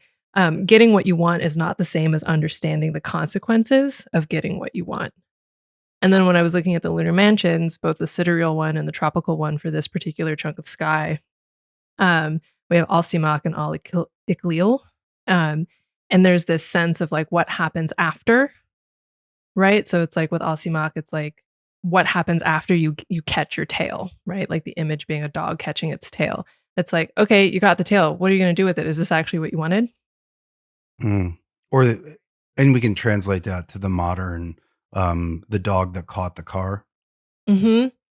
Yeah. This is for the first decan of Scorpio, right?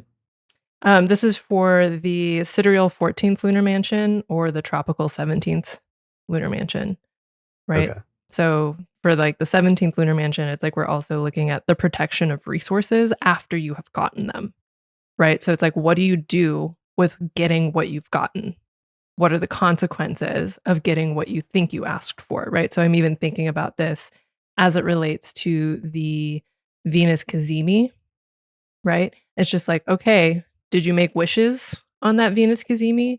Because like, a week later, you might actually have to like face up to the results of your desires.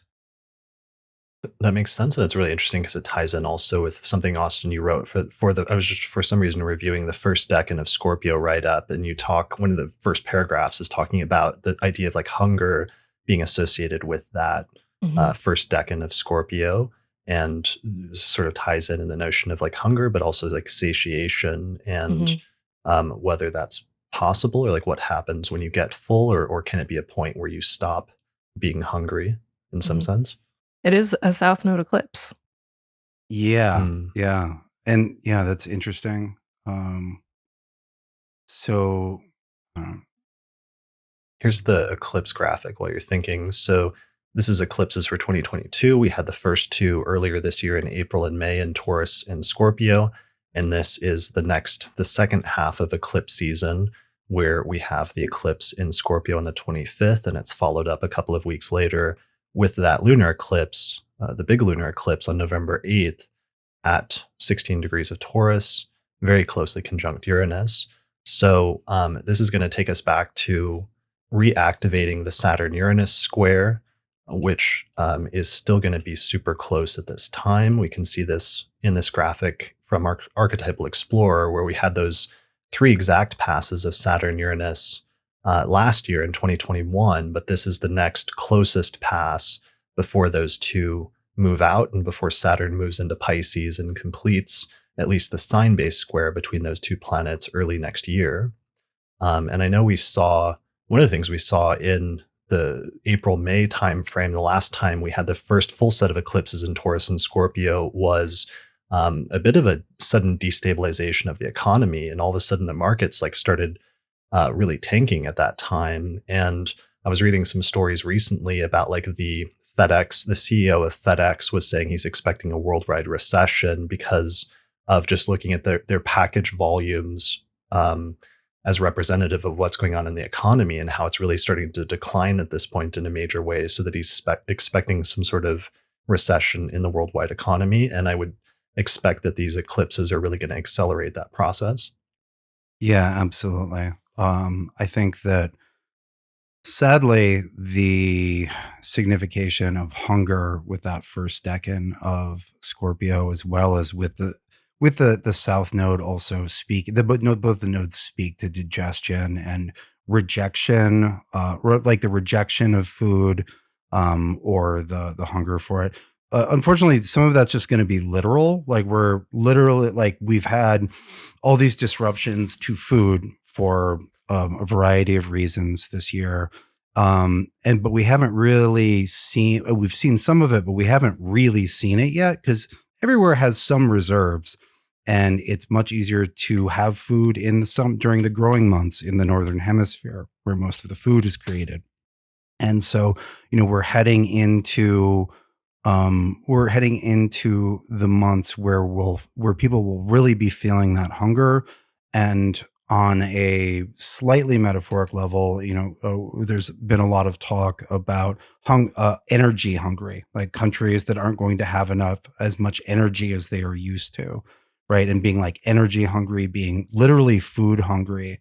And when we bring into that Venus being in a really rough place, combusted in Scorpio and then eclipsed as well. Venus is the nice stuff. It's the good stuff. Venus rules Taurus, right? It's the tasty food. It's the abundant energy. It's all of the niceties, right? And so on a on a non on a not terribly deep but very apparent level, I think that hunger will be literal hunger and like hunger for goods, services, energy, or no inputs. It's not the goods, it's not the services, it's the inputs. Like food, energy are fundamental inputs, which then we get everything else out of. But like those being starved, right? And that's part of like the South Node Saturn thing. When we were interpreting a South Node Saturn configuration earlier this year, we talked a lot about like starvation or having to sacrifice or give things up. And so, we're hitting the same south node Saturn, north node Uranus pattern again. And so because this is the second one, we get to see what the first one really set in motion. Something that makes me think of, actually, go ahead, Diana. I was just going to say, like, the second eclipse that's conjoined Uranus is ruled by a Venus that's still in Scorpio. Mm. Um, and there's something about the diminishment of comforts, and like a diminishment of like, I don't know. It's like, I think like, when I say comforts, like, for some it's just like a reduction in convenience, and I think for others it's going to be like a reduction in capacity to remain stable. Yeah, that makes sense, especially because that with that eclipse, Venus and like the entire eclipse axis is very closely squaring Saturn at 18 Mhm. degrees of Aquarius at that time, which is just going to intensify the feeling of like a lack or a feeling of coldness or scarcity. Mhm. Yeah, Yeah. and go ahead. I was just going to say, I think for those folks who can anticipate this being more about a reduction in convenience, but not necessarily a reduction in stability, um, like an excellent time to be supporting your local food banks and any other endeavors to ensure that people have what they need this winter. Mm, yeah, for sure. Something thinking of that, what both of you were saying made me think of also is because Jupiter is going to retrograde back into Pisces later this month at the same time, not too long after this eclipse that we're talking about, or right in the middle, basically, these two eclipses. One of the things that was super prominent earlier this year was inflation and issues with inflation, which really got out of control earlier this year when Jupiter was with Pisces. And they've sort of been relatively decent over the past several months about trying to get it under control again and slow it down so that it seems like it's getting better. But I wonder if Jupiter returning back to Pisces combined with some of this stuff won't upset some of that so that inflation becomes an issue again. Yeah, we also had so one of the things that I said in the yearly was this looked like bubble popping time with the Mars stationing square Neptune, right? And I meant that financially, and and I'll still stand by that. But what I missed was earlier in the year when Mars conjoined Neptune, which tanked crypto, which tanked lots of things. And I was looking at Mars Neptune for popping bubbles, but missed the conjunction because I was so focused on the retrograde. Um, but we have a replication of that dynamic where we have by the end of the month, Mars stations retrograde square Neptune, and Jupiter moves back into Pisces, so it's with Neptune. And so we have this like Jupiter Neptune, and then potentially popped by Mars arrangement again. Yeah, that's perfect because we can see that Jupiter Neptune conjunction right there at 29 and 22 Pisces. And then October 30th, we just see Mars station right there at 25 Gemini, and that piercingness of that square, like popping that Pisces bubble. Yeah. All right. So those are that's a lot of stuff going on. And then on top of all of that, Saturn is also making its final direct station at 18 degrees of Aquarius at this time around October 23rd, just a couple of days before the eclipse takes place. And so this will be the last time that Saturn stations in Aquarius. And then it's going to start picking up speed over the next several months and then speed out of, or very slow, let's say very slowly drive out of the sign of Aquarius and move into Pisces in March of next year. So this is the final pass of, if people are having Saturn returns in Aquarius, it's going to start wrapping it up. This will be the tail end of it. If people are having heavy Saturn transits through Aquarius, this is going to be the final run. I was seeing a really interesting, I watched last night, like this hour long, really interesting Saturn returns story where it was like Conan O'Brien was telling the story of how he got the late night show, how he became a talk show host in the 1990s when he was 29 years old. And he was actually telling this story that was focused on how it happened literally around the time of his 30th birthday, that this show kind of fell in his lap and he didn't really want it. And he thought it was kind of going to be a huge burden and he had a lot of reservations, but he ended up kind of going along with it. And then it being, basically his life's work at that point over the next 30 years. But what was interesting about it is he was telling this story as a retrospective of how that went during his Saturn return in Aquarius in the 1993 timeframe. But then Saturn has returned to Aquarius over the past few years, and he stepped down and stopped being a late night talk show host. Basically, I think just a year or two ago, he ended his TBS show, and then he started getting into podcasting. And his podcast was recently purchased by like Sirius XM for like $150 million.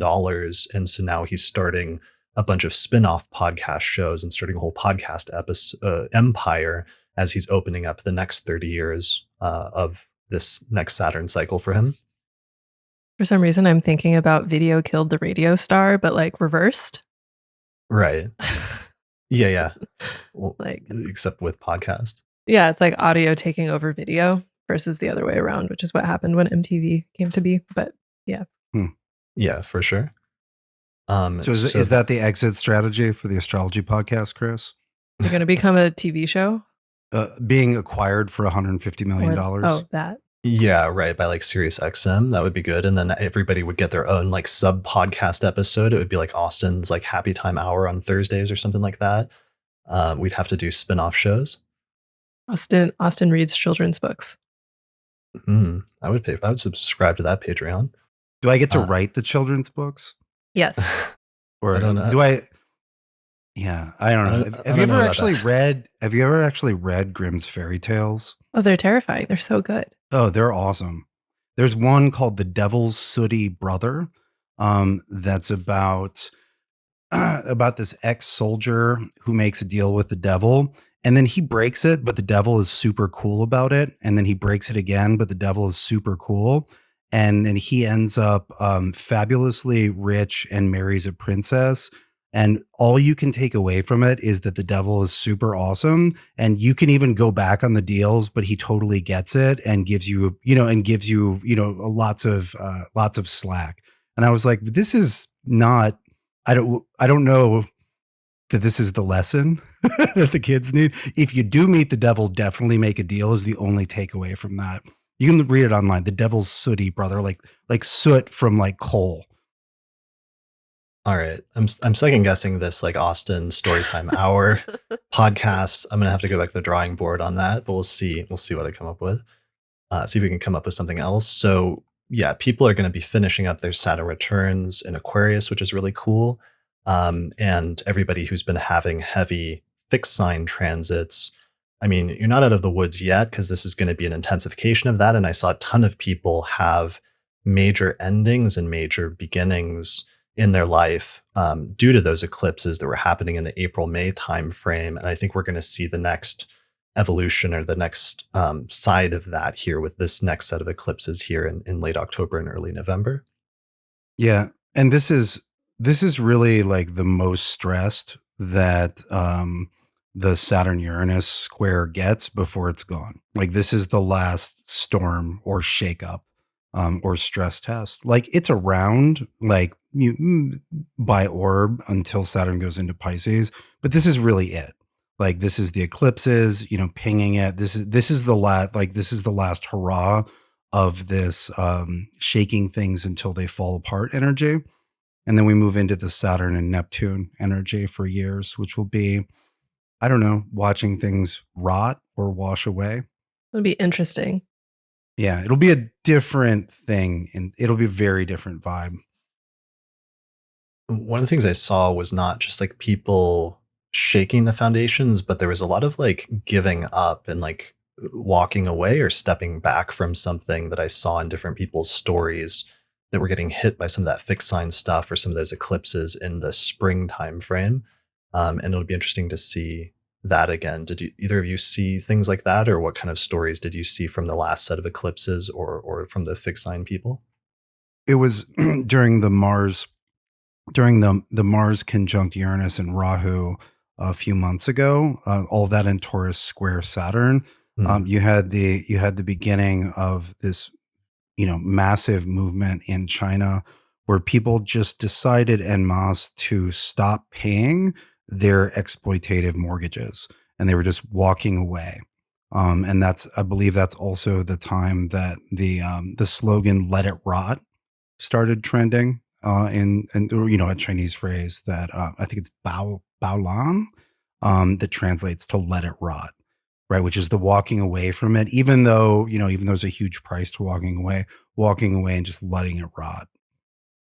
Um, I'm just thinking about what's been going on in terms of unionization efforts, Mm. with like Amazon and Starbucks in particular. There's And a then the big rail strike. railways. Yeah, I Yeah, was yeah, gonna say yeah. the rail workers being like the most recent iteration of that, of just like absolutely unlivable working conditions.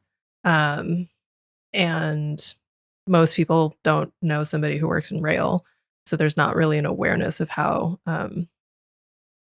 exploitive um, that kind of labor can be. Um, I'm thinking about that, but also like back in like April, May, I consistently get, just generally speaking, I get a lot of Taurus rising and Scorpio rising, especially Scorpio rising clients. Um, and so many people completely restructuring how they relate with themselves and how they relate with others. It's like that primary first house, seventh house axis. Right. Like, really, especially at this point, like the eclipses are happening in that axis, but like Uranus has been hanging out there since 2018. And so, in a lot of ways, like in Taurus, and so in a lot of ways, like these eclipses are kind of,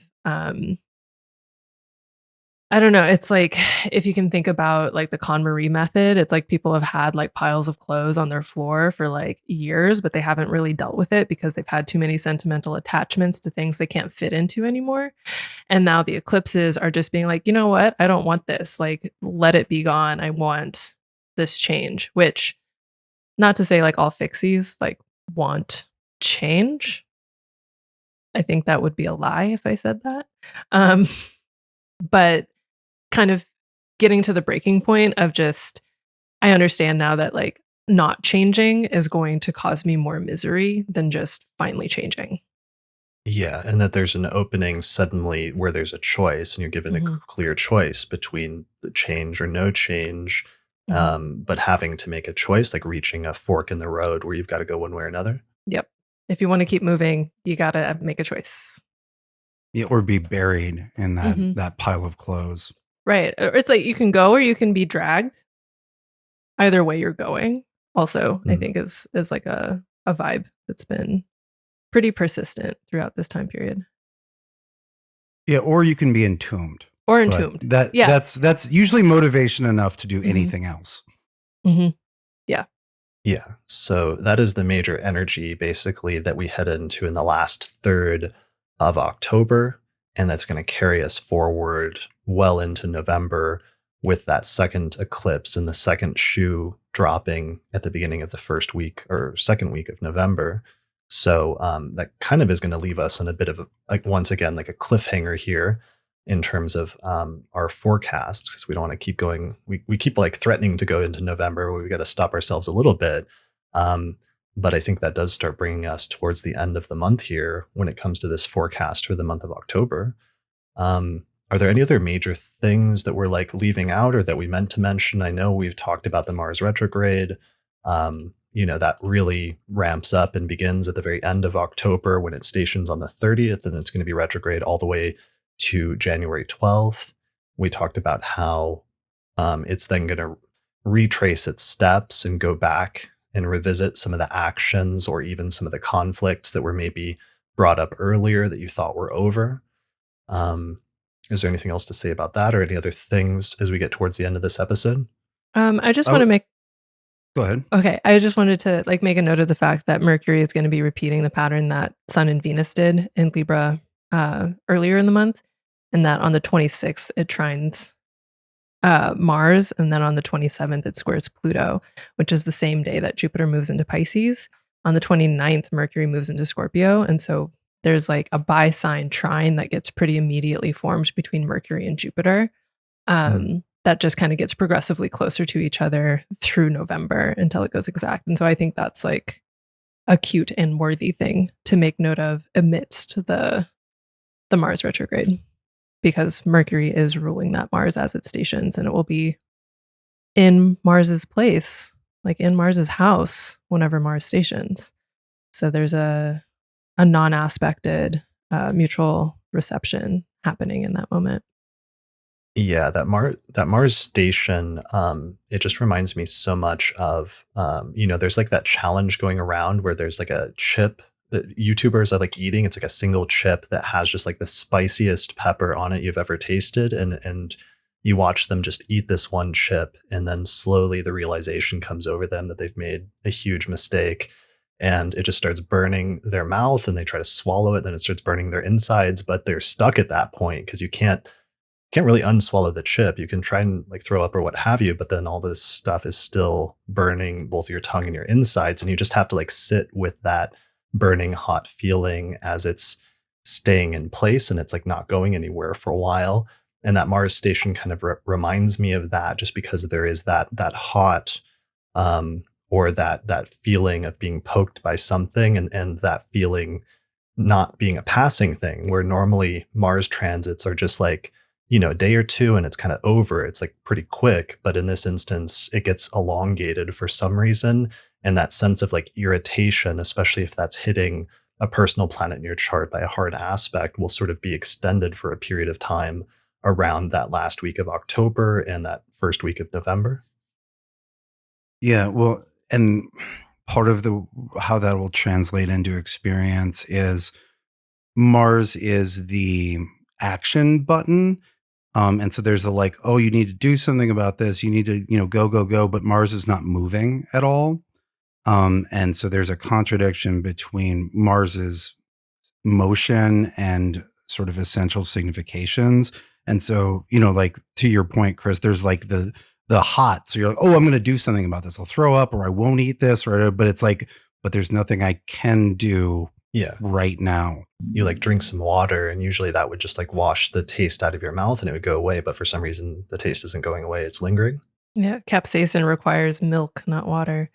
It requires the Mm. moon, right? So it's like Yeah. if any suggestions were to be proffered, it's just like, how do you make nice with your moon whenever Mars is being annoyingly spicy, obnoxiously spicy? What is that unlikely thing, which if you took that you don't realize that that's the like antidote to what you're feeling right now, that might provide some measure of relief, even if only temporarily. Yeah, you want something fatty and cooling, like Jupiter moon. What I would like to, I think we should reiterate what we said last month about the lead up to the Mars retrograde, which is like keep an eye on what Mars is doing so you're not surprised once it starts the retrograde. Mm. Like Mars really doesn't sneak up on you unless you've got headphones on. Like this, it's been in the shadows since what, the 8th or no, the 3rd of September. And so it's in shadow from 3rd of September to what, October 30th. Like that's not, there's plenty of time to get a bead on what Mars is doing. And one thing I would like just keep an eye on for people that are sensitive to that is the Mars, as it approaches the retrograde phase, really uneven energy levels, like manic, can't go to sleep, like can't stop, won't stop, and then like can barely move, like zero motivation, like on and off, maybe even in the same day or multiple times within the week, and doing whatever you can to create some steadiness, because Mars is going to be doing anything but giving you like steady, like wake up and I feel like attacking my problems and kicking some ass. Like it's very too much and too little in these phases. It reminds me of the trine that's happening from Saturn in Aquarius towards Mars and Gemini, and just thinking about like what is the cool-headed time management that allows for a better use of energetic resources. Yeah, and yeah, using that fixed planet and the capacity for discipline and structure that has to like keep Mars from getting too crazy, because this Mars in Gemini is not a stable energy even when it's normal and direct. And so adding the retrograde motion, the being close to Earth and bright and literally up all night, For those of you who like looking at the sky with your astrology, Mars is getting increasingly brighter and will be visible for a greater and greater portion of the night. It's not only brighter in visibility, but it's also visible for longer. And then at the heart of the retrograde in early December, yeah, it'll literally rise as the sun sets. There are some analogies to it being a full moon phase for Mars. Yeah. So that was a really good point, though, about, there was a long lead in to this Mars station. And really, it's going to go back all the way even to, I would say, August 19th or August 20th, when Mars first went into Gemini, because that was the point at which it first really ingressed into the whole sign house that it's just going to stay stuck in for everyone for the next several months. So even thinking back to any major shifts in terms of things that took place in that area of your life that match that house might be good, because what we should see is an intensification of some of that once Mars stations retrograde. Do we Earlier this year when we did the year ahead forecast, we talked about the Jupiter Neptune. We always kept talking about it being something that like looked really good, but was almost like too good to be true. And I'm curious, like how that, like having Jupiter come back to Neptune, it's kind of weird. We're talking about bubbles being popped, but that kind of implies that when Jupiter comes back, is it going to have time to like create another bubble of like looking like everything is looking good, or I'm really curious about that piece of this, the tail end of Jupiter and Neptune in Pisces here. Well, yeah, I don't think it's going to I don't think it has time to create new bubbles, right? But there's some projects that were in motion earlier in the year that are still in motion. We could almost see the second round of Jupiter and Pisces with the stress from Mars in Gemini as being, a test. Like what survives, what dreams or projects or visions survive that, like, are not bubbles, right? Those are just those are visions, right? That actually happen. Like separating the sort of the wheat from the chaff on a dream level, right? Is it a vision of what is to come and what you can make happen, or was it just a fantasy? And you really need time to differentiate the two. One thing I'm thinking about with this is it's like whenever Jupiter was in Pisces and there was that like, waxed and waxed summer sort of feeling. Um, like one thing that I'm noticing with this particular bout is that it does include American Thanksgiving. Mm.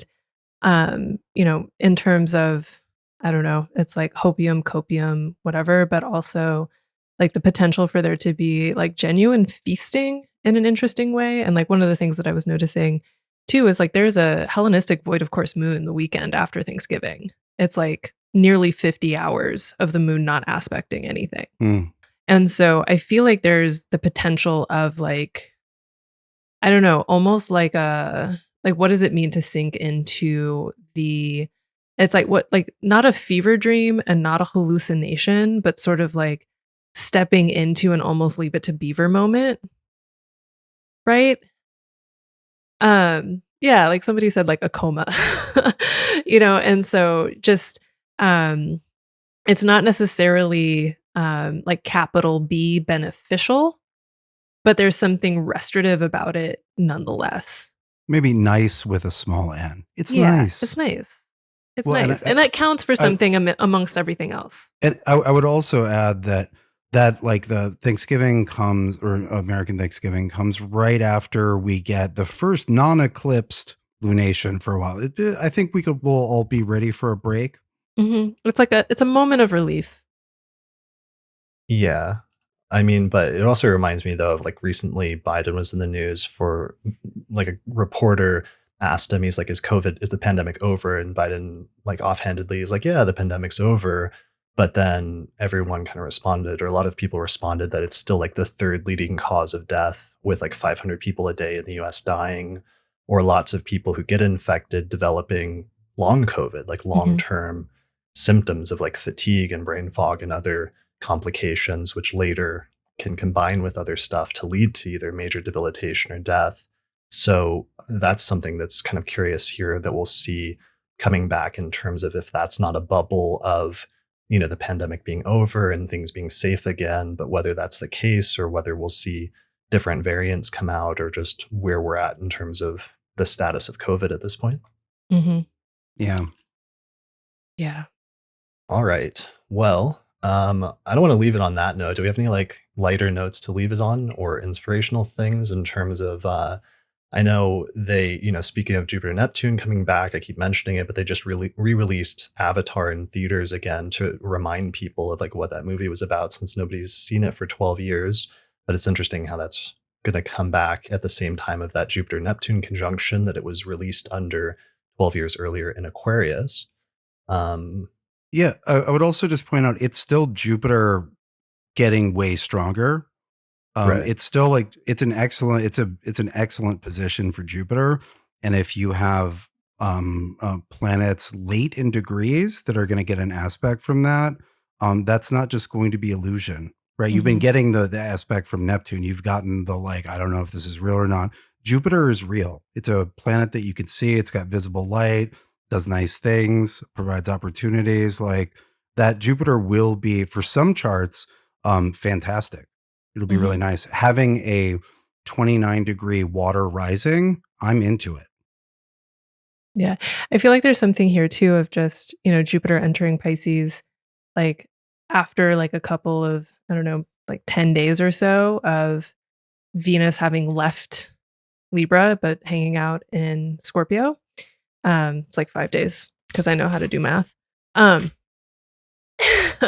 but there's something here where it's just like, okay, there's these 5 days where it's just like the benefics aren't like neither of the benefics are particularly cute, but it's just 5 days. Right. And so like maybe like your Venus axis is curtailed, but you can turn to Jupiter Mhm. for similar but not exactly the same kinds of presence. Yeah, 100%. Like somebody's yeah, one of the benefics is fully operational. Also, it provides a nice ending to Venus, the Sun, and Mercury as they move through Scorpio. At the very end, after all of the like storm and stress of the eclipses, they'll get a nice trine to Jupiter and Pisces. Hmm. And so Yeah. yes, there's like some gassing up of bubbles or illusions or blah, blah, blah, but it also like does some real good things too. It Yeah. creates some good elections. It's great for certain charts, et cetera, et cetera. Well, it reminds me of like the necessary and healing nature of like not just distractions, but inspiration and fantasy. Hmm. And that's actually really an important component to living that can make life more bearable is like having something like that is like being able to indulge in like a fantasy world or in like a novel or a movie or something that is inspiring, even if it's something that like somebody made up or created, that those creations can be very helpful and can serve like a core role in terms of being alive. Substantially emotionally nourishing.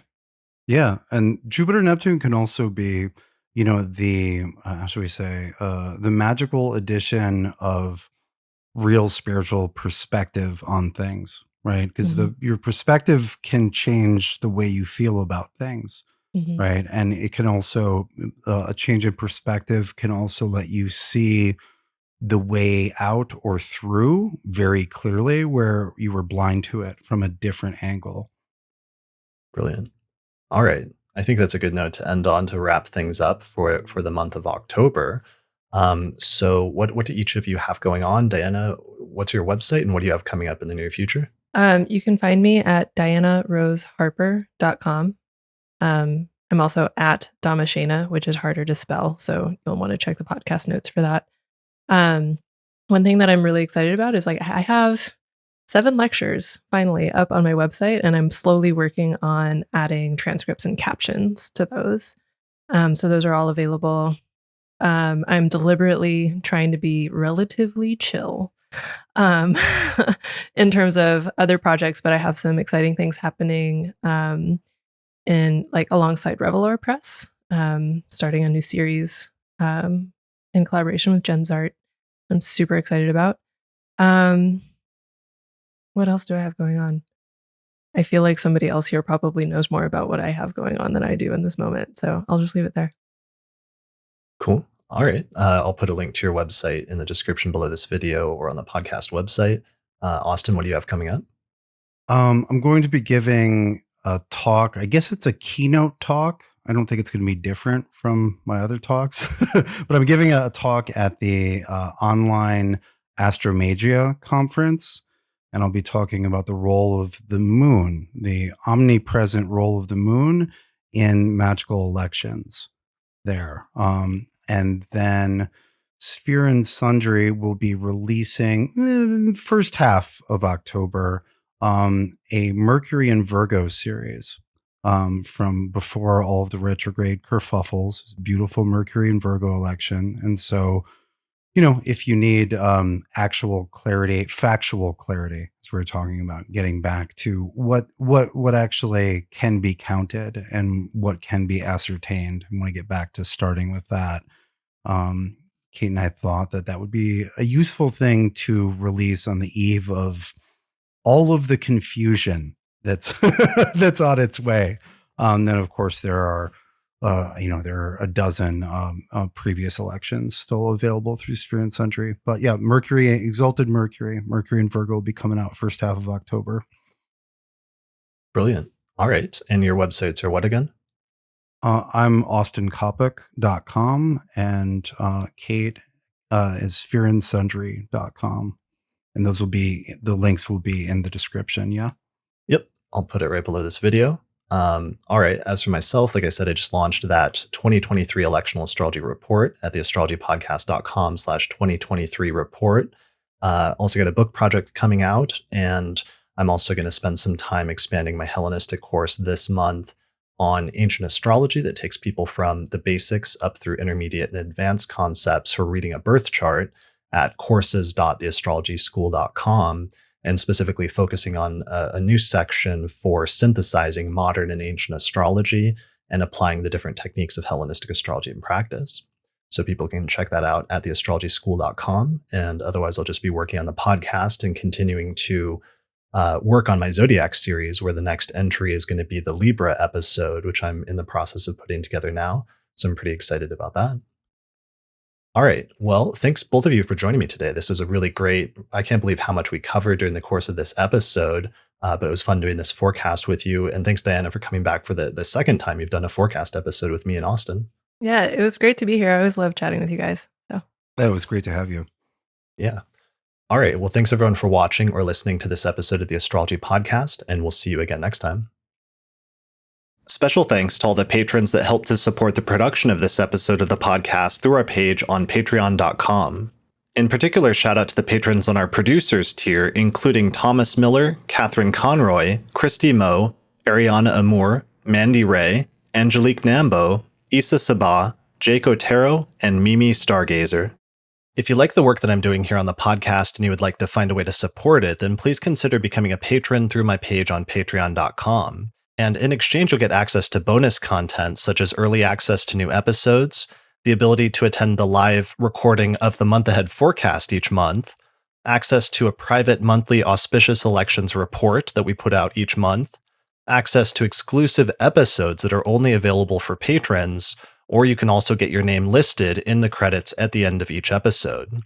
For more information, go to patreon.com/astrologypodcast.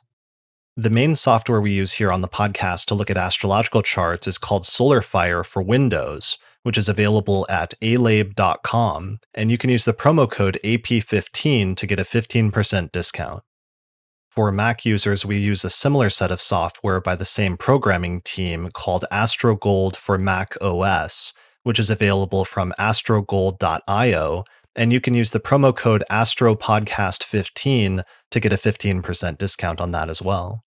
If you would like to learn more about the approach to astrology that I outline on the podcast, then you should check out my book titled Hellenistic Astrology, The Study of Fate and Fortune, where I traced the origins of Western astrology and reconstructed the original system that was developed about 2,000 years ago. And in this book, I outline basic concepts, but also take you into intermediate and advanced techniques for reading a birth chart, including some timing techniques. So you can find out more about the book at hellenisticastrology.com/book. The book pairs very well with my online course on ancient astrology called the Hellenistic Astrology Course, which has over 100 hours of video lectures where I go into detail about teaching you how to read a birth chart and showing hundreds of example charts in order to really demonstrate how the techniques work in practice. So find out more information about that at theastrologyschool.com. And finally, special thanks to our sponsors, including the Mountain Astrologer magazine, which is available at mountainastrologer.com, the Honeycomb Collective Personal Astrological Almanacs, available at honeycomb.co, and the AstroGold Astrology app, which is available for iPhone and Android. You can find out more information about that at astrogold.io.